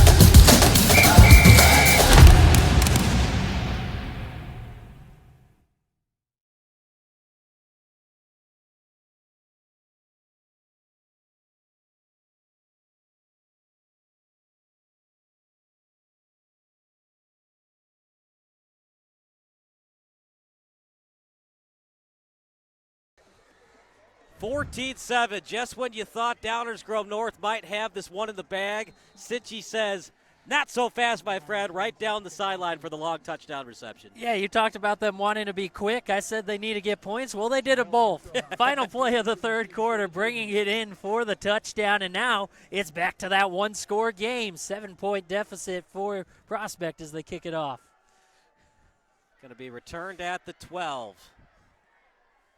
And he'll get to the 27 and not past that, so a 15-yard return. Double team tackle on the play. Starting it was the senior in Kirkland, Hammerstrom. Trojans will begin 1st and 10 from their own 27. So this is what's happened in the game, just to recap. First touchdown was a 2-yard run by Kevin J. Jr. Both kickers missed their kicks in the first half. In the second half, a touchdown by Vala. That was mostly him off a broken tackle all the way to the end zone. And then Sitchy with the moves down the sideline to make it 14-7. So both teams have showed they can break off tackles and have explosive plays. Yeah, and that's the difference here in the second half. It's what we expected to see in the first half. Both teams just couldn't cash it in. We thought it was going to be a great game. It is not disappointed, and then some. Short gain for Jay. Yeah, sorry, go ahead. We expected a bit of a shootout. This is the offense, these last two drives that we expected to see throughout this game. And one would think, as this game gets closer and closer to zeros on the Jumbotron, it's advantage Prospect. Downers Grove North is the home seed. One would think they have some pressure on them. They've been to the quarters and the state finals. The closer this gets, the more they think an upset could happen tonight. Yeah, and I mean, it would be an upset, of course. You're the home team and you're the higher seed, but these are two very evenly matched teams. Moran with the coverage. Looked like Thulin was diving for the ball, so there was no tackle on the play. Yeah, he tried to get there just a little bit overthrown. Got to be aggressive, though. I know you're only up 7, but you still need a couple of explosive plays. I know the clock stops briefly on a first down, but you need a couple of explosive plays to keep these safeties honest, because they're just pushing up closer and closer behind the linebackers as Downers Grove North has used their running game more and more. Yeah, and now it sets up a passing down on third down. 3rd and 10 at the 27. Prospect from Mount Prospect, Illinois. DGN, of course, from Downers Grove, up by a touchdown. Thulin in motion. Lansu to the right. Thulin breaks off a tackle, close to a first down. I think he got it. Let's see where they spot it. Chains move, 1st and 10 for the Trojans. Yeah, and it's just the story of these last couple of drives. Broken tackles. Thulin catches it for maybe a 5-yard gain, and then it's all after the catch. He shakes off one tackler, fights through another one to move the 6. 1st and 10 at the 38. If you're DGN, you'd love the 6, but remember, a field goal still gives you a 2-score lead. Clock is your friend, as is the score. Whatever you do, do not fumble the football. Don't give Prospect good field position. Yeah, turnover would be worst case scenario in this situation. Nice gain. That's what you want on first down. And I know it's easy to say, oh, don't fumble the football. Well, obviously. At the same time, so we're doing the Sandburg-Lockport game tomorrow. And I think you're out of town, so you won't be there. But even the Lockport head coach, George Caesar, said, when you fumble the football, it's hard to win football games. It really is, yeah. It's very rare that you can win a turnover battle and still come away with the win in the game or even keep it close. So far, each team with one turnover. The difference is Downers Grove scored after their pick. Right. Prospect almost scored. It was off the hands of Gertis in the end zone. Short pass. I think that's on the quarterback. It was a little bit low on the throw. Yeah, it was, and it looked like that one may have slipped out of the hand or just spiked it on that one. He had an open man, just didn't quite get the ball there. 3rd and 5. You've got your Division I quarterback. He's healthy. Broke his arm earlier in the year, but he's healthy. Do you get creative here? Do you try to have Lansu run for a first down? It's a possibility. It's a spread set, 5 receiver set on this play. So if he sees an opening, I think your first look, obviously, is to one of your men downfield. But if there's an opening, He'll definitely tuck. Lansu in the pocket. Pressure comes. One-on-one coverage. Thulin with the catch. Near the 30. Huge pitch and catch delivered by Lansu over to Thulin. Yeah, and that's just trusting one of your skill men out there. Thulin has shown time and time again that he can make the play. He broke some tackles to pick up a big first down earlier. This time, a heck of a catch on the diving play. Great hands and another first down. That's what happens, right? When you blitz, you put pressure on your cornerback in one-on-one coverage. And watch Thulin one-on-one on the far right side. Lansu, the handoff. It's to Jay, still on his feet, and then brought down short of the 30. Clock and timeouts not in favor of Prospect. With 8:55, partner, when do you consider calling timeouts if you're the Knights? So not quite yet. You still have time, but you know you'll have to make a quick stop. Right now, if you're able to find a way to stop them here, it'd be a long field goal attempt if they were to go for it. You still have a chance to stop it, get the ball back, still down by just one score. 2nd and 9 at the 32. One would think one more first down would put your field goal kicker within range. Yeah, and then you start considering when to use those timeouts. Quick pitch and catch. Another broken tackle from Vala. Trying to power his way to the pylon. They're going to spot it at the 2.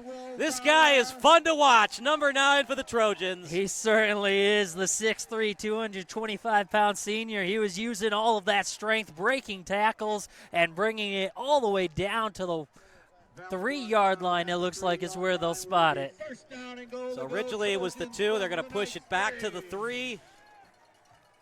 Now, if you're the Knights, do you let them score? If you let them score, the clock becomes more of your friend, but you're down 2 scores. If you try to do an all-out effort on defense, more clock goes off that Jumbotron. I think you're going for the strip. Georges close to the goal line. Did he get in? I think he's a half-yard short. Touchdown, Downers Grove North! The smoke is once again here at Karstens Field. Yeah, and there was. It looked like they were trying to rip that ball out of the running back, and that's the right call if you're Prospect. You're trying to create a fumble if you can. Instead, now you're down 2 scores, so now you need to score quick, which they already showed that they can. That might be the dagger. I know it's a little bit early, but I just don't know if Prospect can score twice in 8 minutes. Again, it's possible. We saw them score a quick touchdown at the end of the 3rd quarter. Still plenty of time, over 8 minutes. But they'll have to either come away with an onside kick or a stop defensively, which right now they haven't shown that they can come up with that defensive stop. 21-7 Trojans will take a break here on the NFHS Network.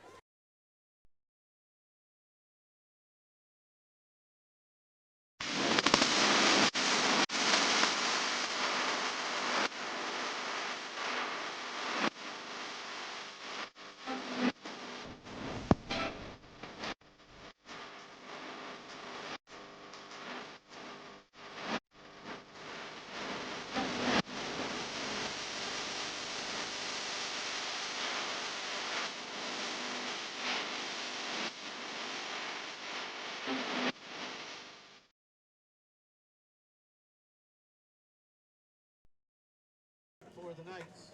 21-7. Will Vala with 2 of those 3 touchdowns. Sorry, he was just short, and then Georges. But basically, he set up that touchdown. Yeah, he was the one with the big play on it Right. to set up the touchdown after bringing it in for 6 on the previous drive. He's a big key playmaker on this offense and a big reason why they are perfectly set up right now. 2 men deep for Prospect. The men deepest was at the 10. Sitchy going backwards. Lost yardage on the return. It was returned near the 20, and he's going to be tackled at the 15. Spotted now at the 16.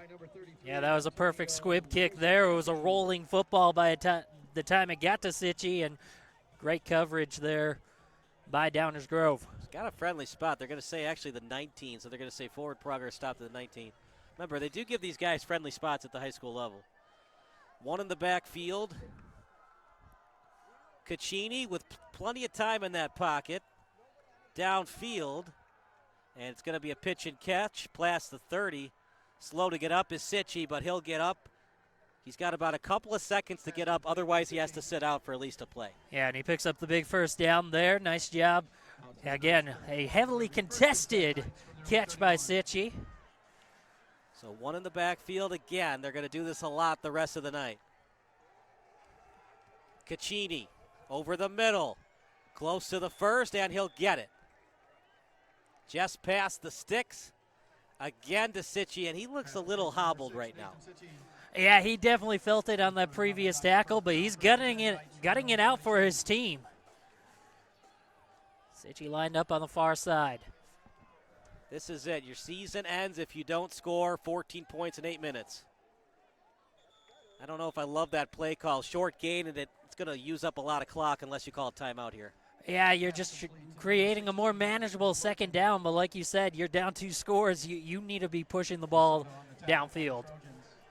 And the big thing, by making it a 2-score game, you're essentially taking away the running game Right. in Donnelly, which has been successful.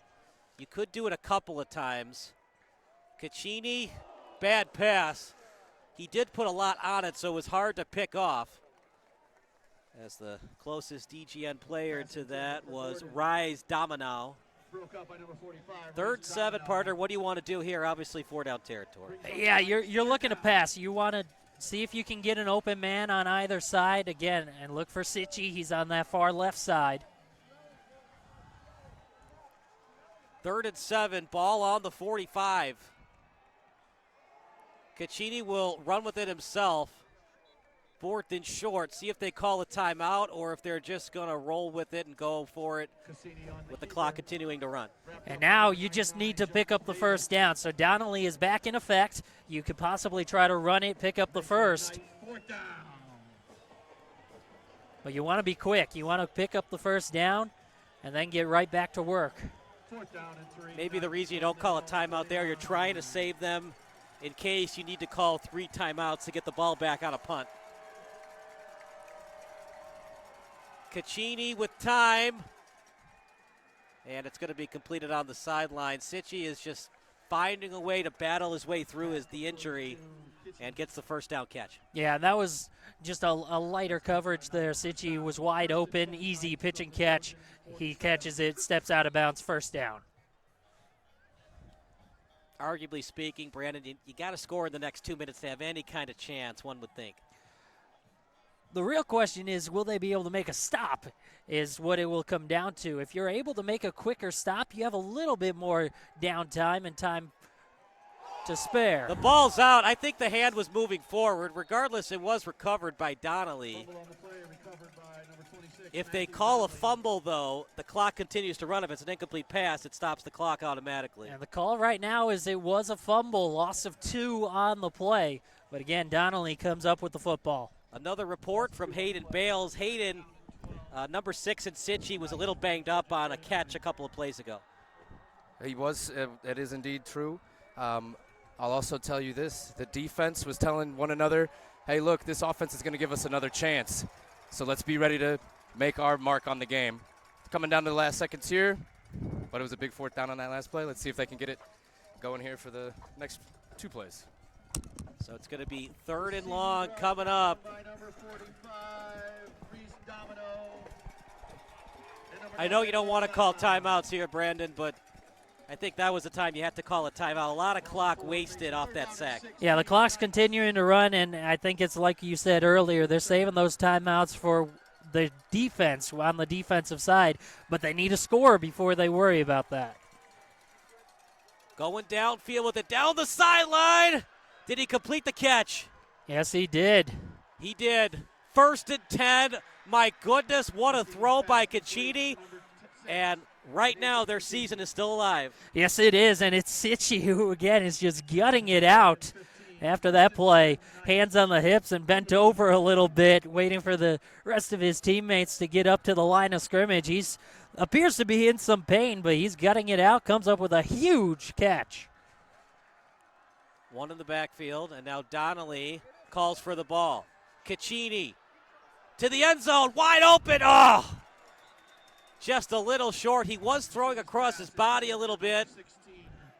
It Second and 10. It looked like he kind of changed his mind in the middle. At first, I thought he was going to take it himself. He got right up to the line of scrimmage, and then I think he saw the open man on the far right side, and then last second decided I should throw it that way. Just didn't have enough on it.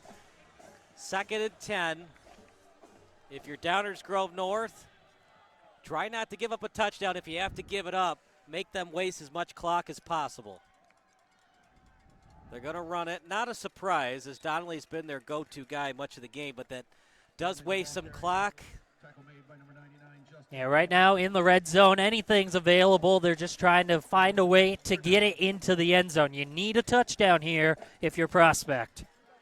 And don't be surprised if they go for two. Some coaches like to do that, the analytics of the game. First things first, you got to get 6. To the end zone, beat his corner. Flag on the play. I think it's the right call. Yeah, there was definitely contact there. Sitchy's a guy who's quick enough to potentially get under a ball like that. The contact was early, even before the throw initially, and so that's an easy call there for the official. But you know what? You don't want to give up a touchdown, so now you force Prospect to run another play. The more plays they have to run, less clock on that Jumbotron. Yeah, and it's tough. You're covering a guy like Sitchy who's already made 3 or 4 different catches on this drive. He's had a great drive, a great game, so you're trying to keep up with a guy like that and, like you said, doing whatever you can just to prevent him from getting into the end zone. Remember, it's half the distance to the goal, so they're talking about it right now. So I believe it'll be 3rd and 4. I think there's a mistake on the Jumbotron. 4th and 1 at the 6, it says on the Jumbotron. Yeah, it should be 3rd down still. Correct, yeah. You wouldn't lose it down. And Parter, really quickly, did you watch that Bears-Saints game a couple weeks ago? I did. So it was the craziest thing.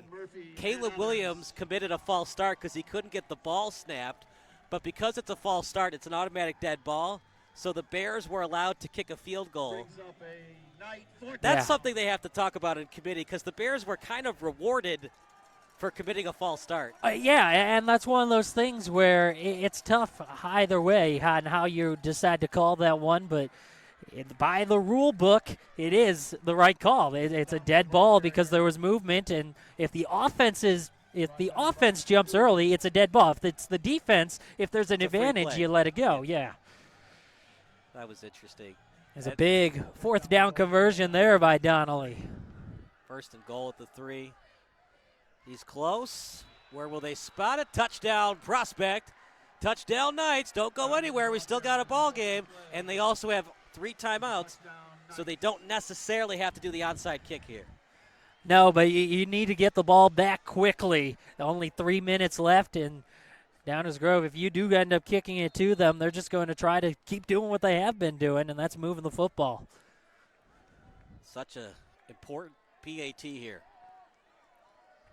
Got to make it a 7-point deficit. Caccini on the hold. The kick. Salveri straight through the uprights. Don't go anywhere. We got a ball game here at Downers Grove North High School. 21-14 in favor of Downers Grove North. We'll take a break. You're watching the Trojans against the Knights here on the NFHS Network.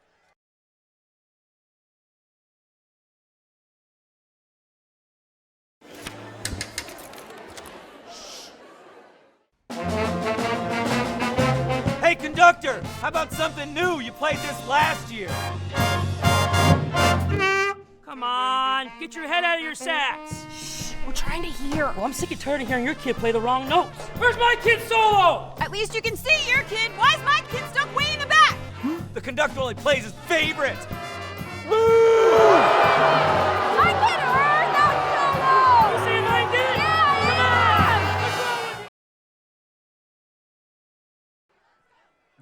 Come on. 21-14. Just when you think you figured out this game, it goes in a completely different direction, right? Yeah, but this will be a big kick. See if they try the onside attempt here and get the ball back. Just 3:07 left on the clock. 3:07 to go, of course. The Trojans need at least 1 first down, if not 2, to end this game. Prospect with all 3 timeouts, as is Downers Grove North. Short kick. I like the idea because it's still a live ball until it goes out of bounds. Yeah, and that's one of those situations where you're just trying to outrun the receiving team because everyone was playing up toward the line to anticipating an onside kick. You try to pooch it right over the top of that, see if your guys can get there first. Unfortunately, if you're prospect, it went out of bounds. If you had kicked it, maybe you tackle him at the 21, so you would have gained 14 yards. At this point, you're just trying to get the ball back because no matter what, you know you're not going to have any timeouts left when you get the ball back unless you get a turnover. Yeah, and the thing is with the kick, you know that you need to come up with a stop and you need to come up with one quickly. So even though the ball's at the 35-yard line, you need to come up with a stop right here. 3 and out would certainly give the Knights an opportunity. Game is not officially over, even if the Trojans get a first down. One would think they're going to run it with Jay here. Still on his feet. He breaks it down the sideline. And it's not Jay. Past the 10. Touchdown Trojans. They fake out everybody. And Caden Chiarelli with the big touchdown run. And the Trojans are that much closer to advancing to the second round. They go with the senior, more of a speed back, and he comes up huge, just shakes off a couple of leg tackle attempts and runs it all the way in for the score. So you needed a 3 and out. Instead, there's the dagger. Touchdown, Trojans. They lead by 2 scores once again. Nelson, the holder. Glom to attempt the point after. Wow. Big play. All they needed was a first down. Instead, they get the touchdown. Snap is there, the hold as well, and the kick. Straight through the uprights. We'll take a break. 28-14 Trojans here on the NFHS Network.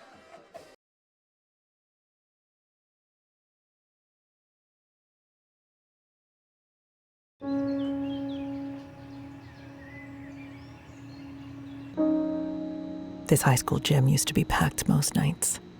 Not anymore. Do you know why? Because bad behavior by fans, especially adults, has caused a shortage of game officials across the country. You see, without officials, we can't have sports. Don't let this become reality. It's time for a change. Let's bench bad behavior for good.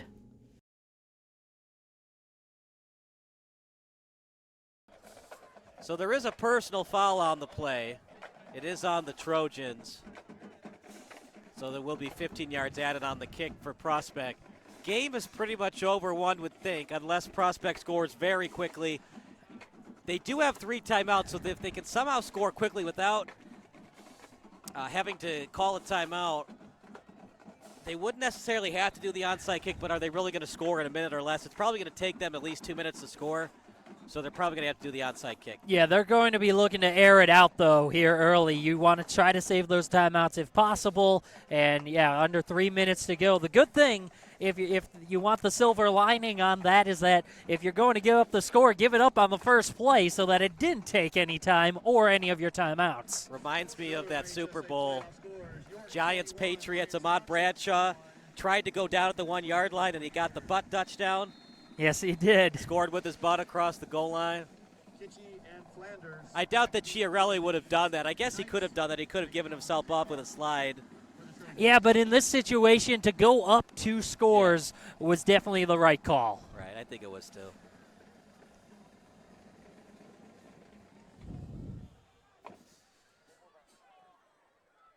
Going to be returned at the 28. Nice return. They decide to go with the squib kick, so they give up field position, but they don't allow a big return to bite them. And it's up to Caccini to go 59 yards in hopefully a minute or less if you're a Prospect fan. Yeah, you're trying to score quick. And, again, the reason why I believe scoring the touchdown was the right decision is because Prospect does have all 3 timeouts. So you want to make it a 2-score game, and now it's really on the Knights. They have to score quickly.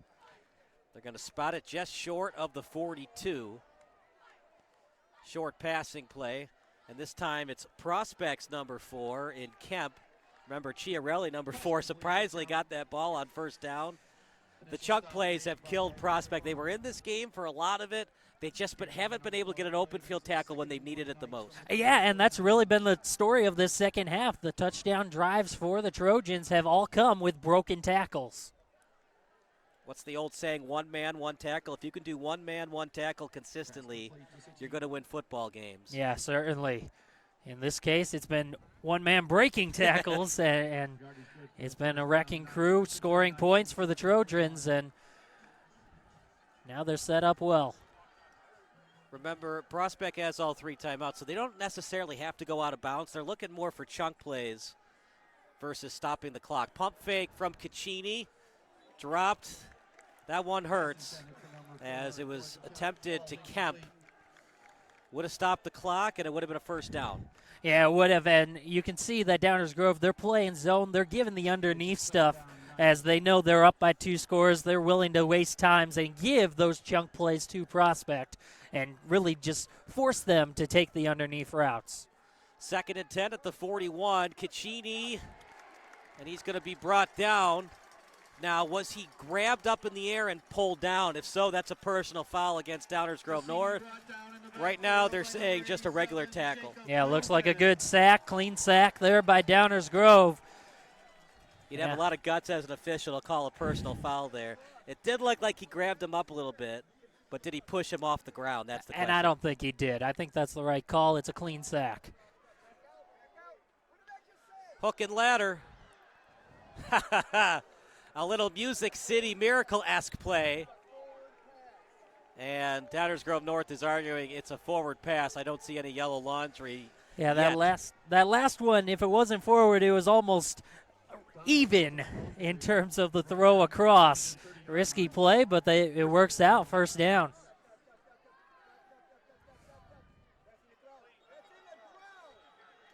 And they're going to say it is indeed caught. That's more of a break, though, for Downers Grove North because it's not a first down that wastes more clock. And now it looks like they will call it incomplete. So it initially looked like a catch, but... And if you're the coaching staff for DGN, you're actually arguing it's a completion, right? Because you want Prospect to have to call a timeout, one would think. It would keep the clock running, and yeah, with just 76 seconds left on the clock, they're in hurry up, but I think you're okay with it even if you're the Trojans. Just being second down, pressure is completely on the Knights. Yeah. One of those weird things, right? As a head coach and a defensive coordinator, you don't like giving up yardage, but that time you actually want them to get the yardage, one would think, because you want them to keep running clock because it was only like a 2 or 3 yard gain. Yeah, and they almost would have had to either quickly get to the line or use one of those timeouts. So with 1:16 to go, it looks like they're going to score with under a minute to go. So if they score, they're going to put more seconds on that clock because it was an incomplete pass. So 2nd and 10, so Tommy RTD will change that in a second. It's 1:23, 2nd and 10, as a hard count from Caccini. Been a beautiful night for football. And Prospect might come up 2 touchdowns or 1 touchdown short. High throw. Kind of a somewhat of a break for Prospect. If he had caught it, he would have been tackled in bounds. That would have run more clock. The incompletion at least stops the clock. Looking for Sitchy, but, I mean, you need to move downfield at this point if you're Prospect. You can't afford to be having these incompletions. 3rd and 10.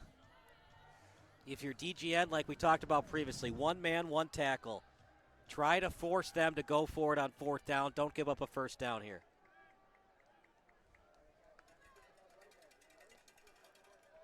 One man makes the tackle and get pursuit on the play, try to force a fumble. Caccini will roll to his right, drop-off pass in the flat, and a good pitch and catch over to Kemp. Pass complete to Kemp. That stops the clock. Run out of bounds by Lesotho. Just seems like they've been in this position all night, and they just haven't been able to capitalize a lot of the time. Yeah, that's certainly true. And on that one, nice job by Kemp finding the soft spot and just being there as an outlet for his quarterback who had some pressure on him, being able to pick it up and get out of bounds. And yeah, for the Knights, they'll look back on this one. Missed opportunities. They've had chances. They've moved the ball. Just haven't gotten the points that they've needed. Play breaks down, rolling over to his left, and broken up on the left sideline. Caccini was the intended target, and on the deflection was the D-bag in Katsafanis.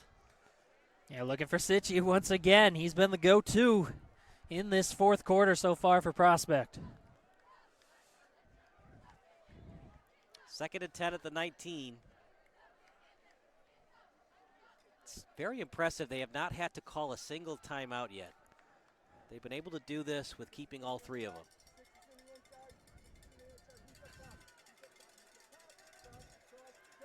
Caccini will roll to his right. Pass is completed inside the 10. Has a good pitch and catch that time over to Gertis. Had that ankle injury in the first half. He's toughing it out.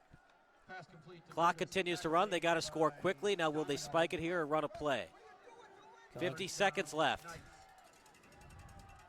Quick pass to the end zone. Was it under control? Touchdown! Prospect still alive, but an onside kick coming up. Sitchy on the catch, but was it too little, too late?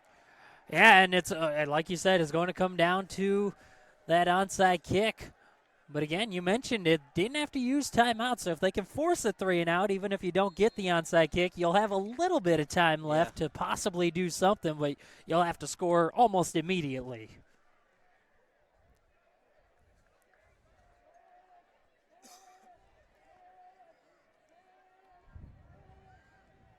Kick is straight through the uprights.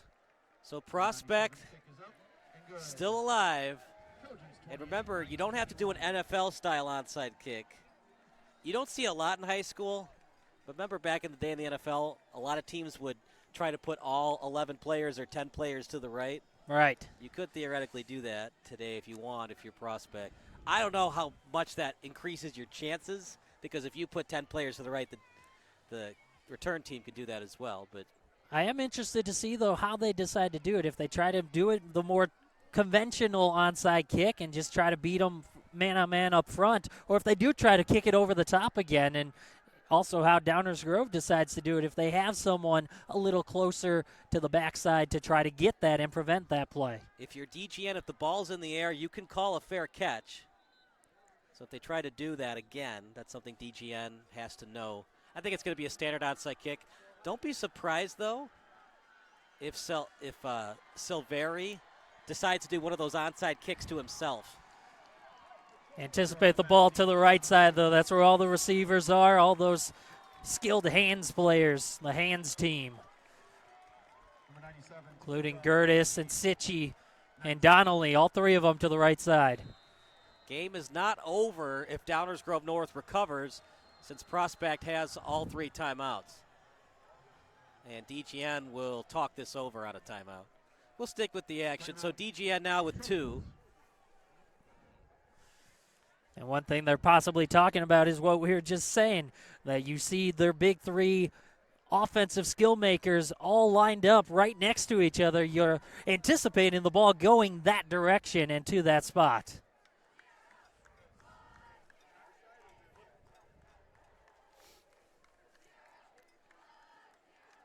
And if you're DGN, know who is going to catch the ball and who's the blocker. I hate to reference that Packers-Seahawks game.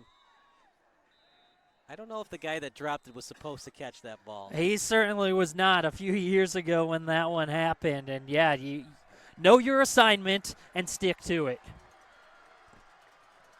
He's not the reason the Packers lost that game, but it didn't help either. Here we go. One of the most exciting plays in football, the onside kick. It all comes down to this. Prospect trying to keep their season alive. DGN trying to advance to the round of 16.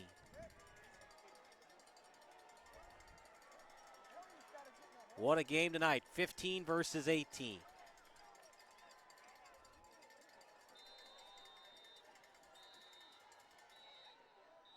Now, did Prospect call a timeout? Well, it looks like the play clock came down to 0, so we'll see if there was a call made. if you're Prospect, you don't want to call a timeout because you still want to have a chance to call 3 timeouts to get the ball back. So the delay of game you don't care about. That would be a brutal mistake if they called a timeout there. So I think it was a play clock issue. Yeah, I think they reset the play clock. It was running. Here we go. Now it runs. Onside kick up in the air. Recovered near midfield. And the Trojans are that much closer to advancing to the round of 16. It was completed by their special teams man in Antonio Russo-Tiesi. Yeah, what a nice job. What a nice job coming up with the football there. Had to dive to grab it. It was a spinning, helicoptering ball to be able to come down with that one. And now you need to come away with the 3 and out if you're Prospect. Get the ball back, give your offense a chance. Trojans will begin 1st and 10 from their own 49.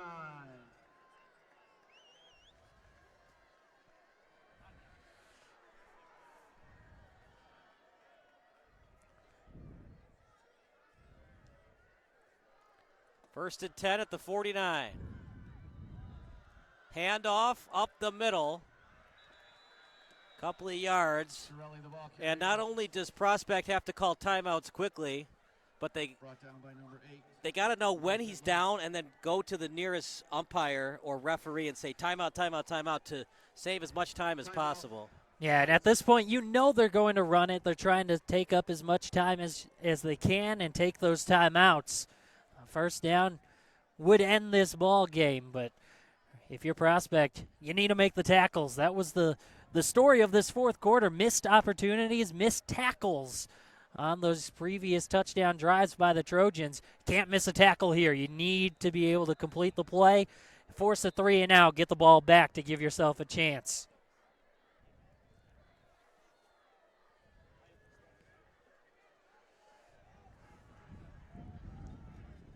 Gain of 2 on the play. 2nd down and 8 Trojans from the Knights 49.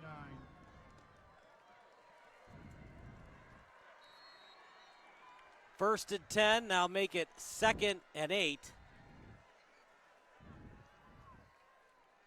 Ball at the 49. Handoff up the middle. And that'll be 3rd and short coming up.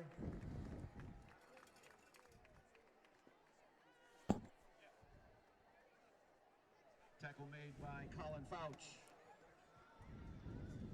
Timeout. Yeah, that was another big run on that play. Brings up a very manageable 3rd and 4. Looking at where they spot it. I anticipate keeping it on the ground, run it again, and see if you can pick up the first down if you're Downers Grove. If not, they use their last timeout, and then there's a chance it'll be less than 30 seconds on the clock. You've got the lead. You've got a Division I quarterback. You could pass it here no matter what. Prospect's going to call a timeout if you look decide to run it. If you look to pass, you want to make sure they're open, and if not, do whatever you can to make sure that clock keeps running. Even if you have to take a sack, that's okay in this situation. Just keep that clock running. Avoid an incompletion. If it's a tight window throw, just take the sack. Give yourself up if you're Lansu. Exactly. You give up the field position, but you want Prospect to have no timeouts left when they get the ball back.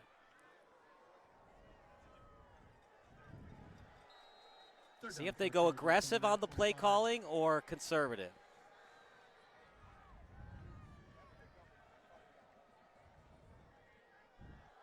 Off the left side, he might have gotten it. Let's see where they spot it. Prospect saying that forward progress was stopped. Chains haven't moved yet. Looking at the spot where they put that ball down, it looks like a first down to me. They're going to measure because you have to. It's such an important play, but I think he got it. Yeah, it certainly looks like that. They have it over the hash mark. They'll bring out the chain gang, but it certainly looks like it's going to be a first down, which would officially seal this one. Prospect fought their hearts out tonight. Look, they could have given up when it was 28-14. They fought hard, got that late touchdown. And let's see where it is on the measurement. So crucial here.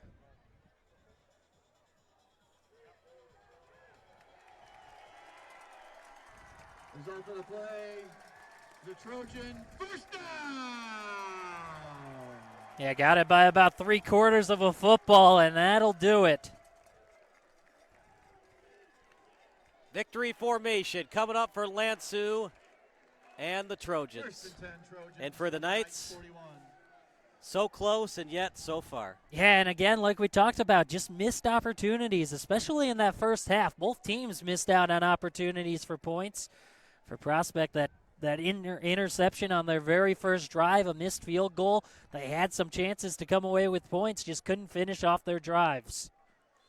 Lansu takes a knee. Prospect still has a timeout, but I think they'll just go back to the sidelines. And the home crowd that came today is rewarded with a win. And DGN will have a home game later on in the postseason. Regardless, they will have to go on the road, either at Glenbard West or Willowbrook.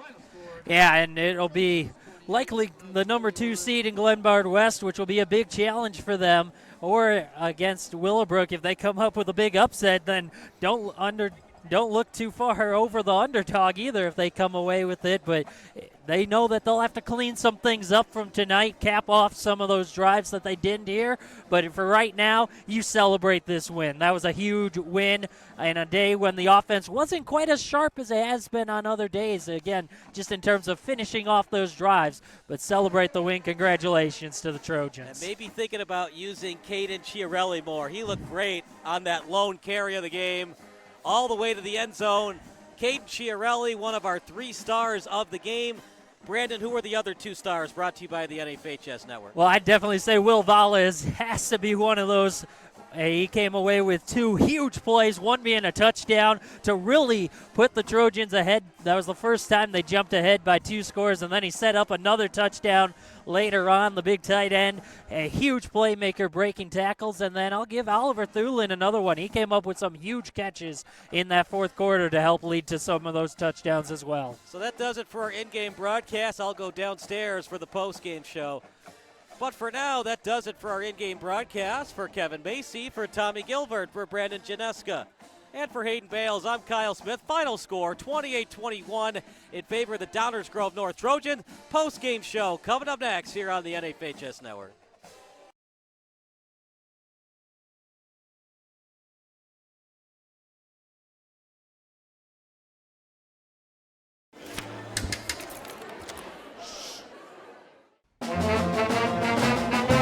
Hey, conductor, how about something new? You played this last year. Come on, get your head out of your sacks. We're trying to hear. Well, I'm sick and tired of hearing your kid play the wrong notes. Where's my kid solo? At least you can see your kid. Why is my kid stuck way in the back? The conductor only plays his favorite. My kid heard that solo! You saying I did?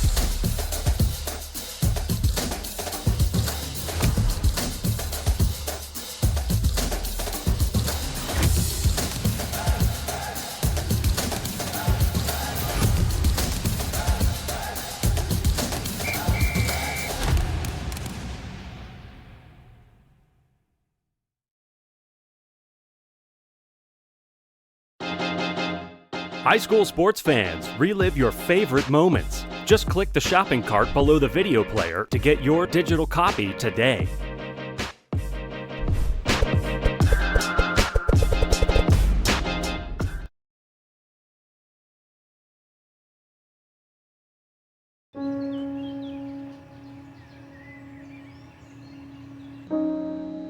This high school gym used to be packed most nights. Not anymore. Do you know why? Because bad behavior by fans, especially adults, has caused a shortage of game officials across the country. You see, without officials, we can't have sports. Don't let this become reality. It's time for a change. Let's bench bad behavior for good.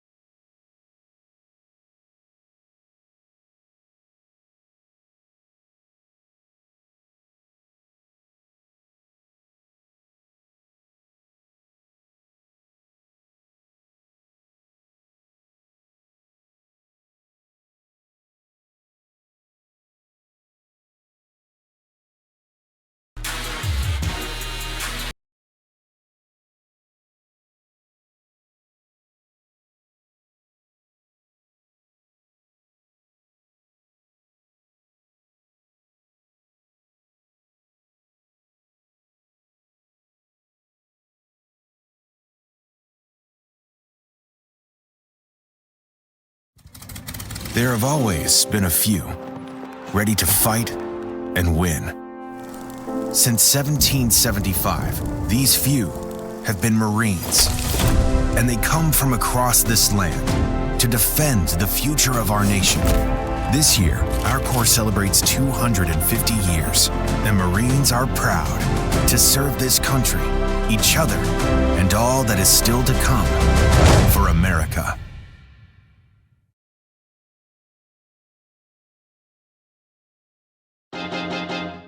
High school sports fans, relive your favorite moments. Just click the shopping cart below the video player to get your digital copy today.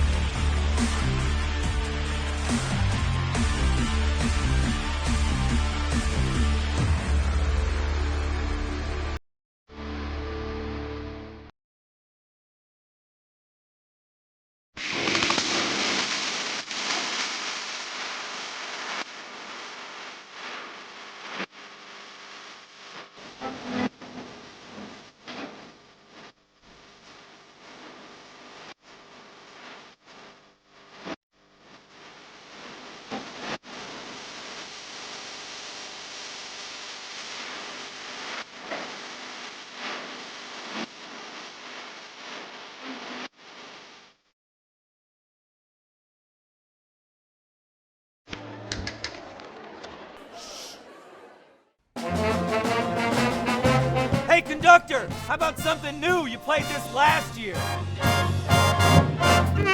Come on, get your head out of your sacks. Shh, we're trying to hear. Well, I'm sick and tired of hearing your kid play the wrong notes. Where's my kid solo? At least you can see your kid. Why is my kid stuck way in the back? The conductor only plays his favorite. My kid earned that solo! You saying I did? Yeah, Come on! What's wrong with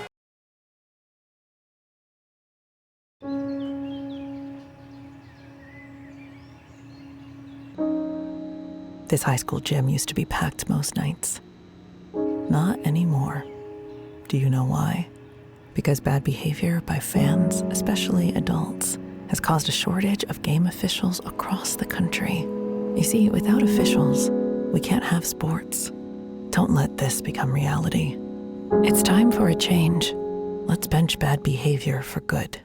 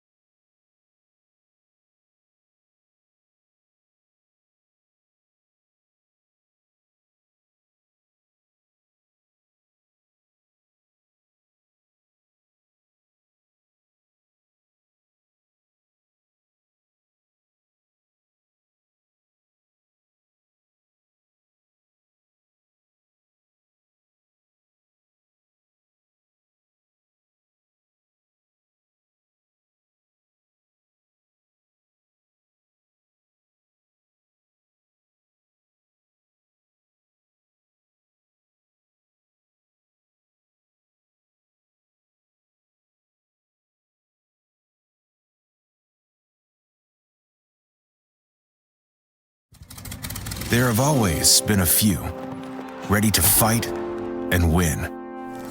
Since 1775, these few have been Marines, and they come from across this land to defend the future of our nation. This year, our Corps celebrates 250 years, and Marines are proud to serve this country, each other, and all that is still to come for America.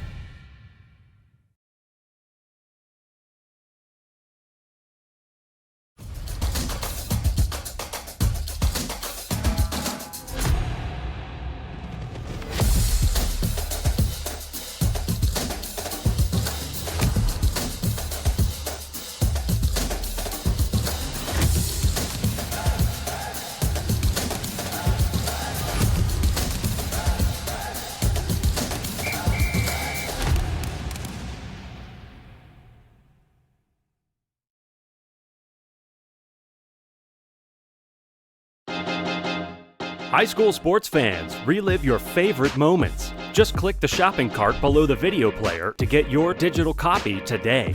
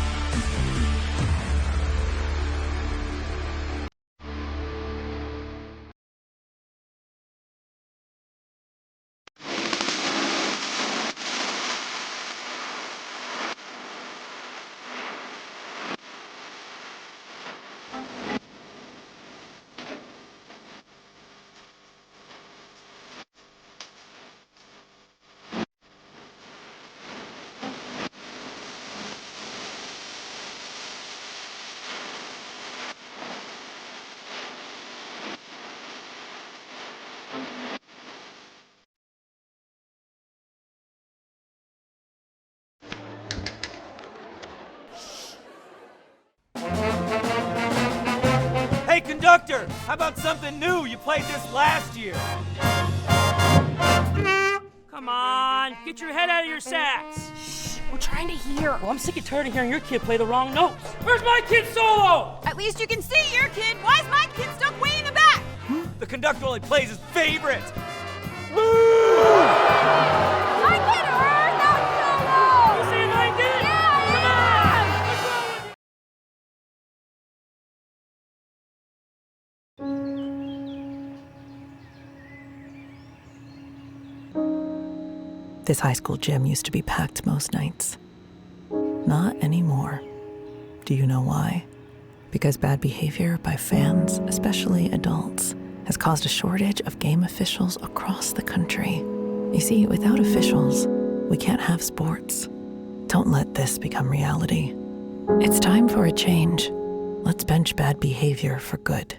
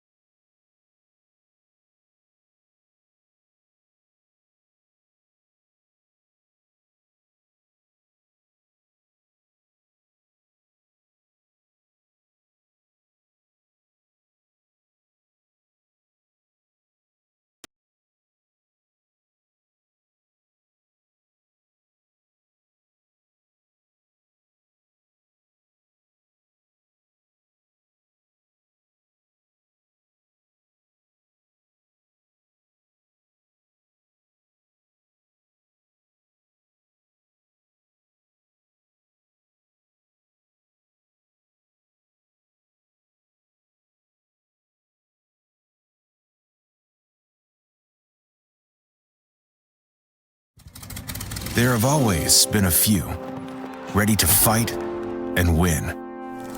Since 1775, these few have been Marines, and they come from across this land to defend the future of our nation.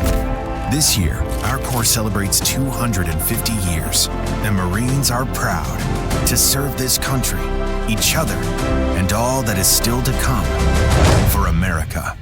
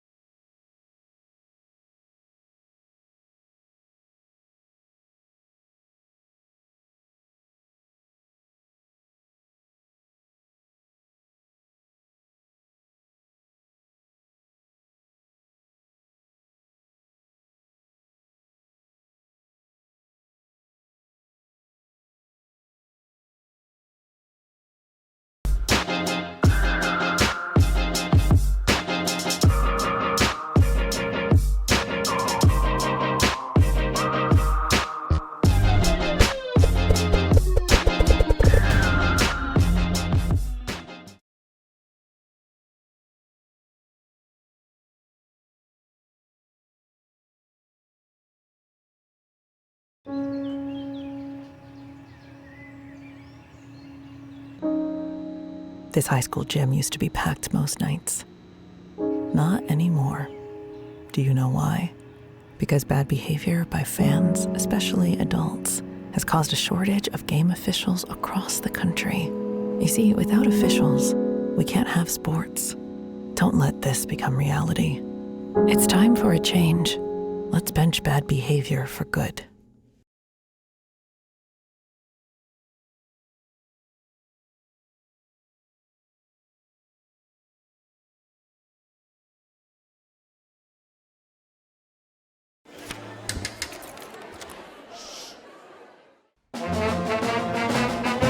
Hey, conductor, how about something new? You played this last year.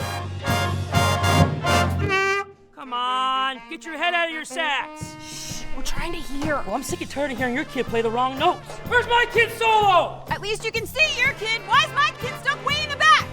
The conductor only plays his favorite. I get her, not solo. You saying I did? Yeah, 3, 2, 1. Welcome to the post-game show, brought to you by both NA. 3, 2, 1. Welcome to the post-game show, brought to you by both NFHS Network and Sports Broadcast Solutions. I'm Kyle Smith alongside the NFHS Network player of the game, Owen Lancew, a 28-21 win tonight for Downers Grove North. You knew it was going to be a battle coming into this one. Prospect and you, 15 versus 18 seeds. Prospect fought hard, but you were the better team tonight. Yeah, they're a great program, great team. We're super blessed to have beaten them tonight. I feel like there's a lot of stuff, we could have done in the game to make it, I think the score was a little closer than we felt that the game went, but just happy to move on to the next week. Glenbard West probably next week, so I got to get ready for them. I love the play call at the end of the game. You're up by 7, and you go to Chiarelli. You hadn't used them much of the night. Do you guys work on that play a lot in practice? Yeah, so Chiarelli's one of our guys. In my opinion, he might be the best player on our team all around. He plays everywhere. So this week he was repping receiver because one of our guys was out, and so our running back went down and we told him go back in and running back, and he just made a play for us. You knew it was going to be a close game. Were you surprised it was only 7-0 at halftime? Yeah, I was, and I think they did a really good job of keeping our offense off the field in the first half, and then there was 2 drives where we're 1 or 2 plays away from executing and scoring more points. So we got to clean that up for next week. If Glenbard West wins, you're going on the road to Glenbard West. If Willowbrook wins, you're going on the road to Willowbrook. Are you a big Willowbrook fan going into tomorrow afternoon? I don't care. I don't care who we have to play. I really don't care. My dad went to Willowbrook, but when we played Glenbard West earlier this year and lost, I was hurt and I didn't play. So I'd really like to get a shot at them. Final thoughts about the win tonight as you're closer to the ultimate goal of the state championship. Yeah, just blessed to move on and get another week with the guys. super proud of us and grateful to everybody who came out and supported us tonight. That's Owen Lansweet does it for our postgame show. So for excellent crew, for Hayden Bales, for Kevin Macy, for Tommy Gilbert, Brandon Januska, I'm Kyle Smith, and we'll see you next time on SBS and the NFHS Network.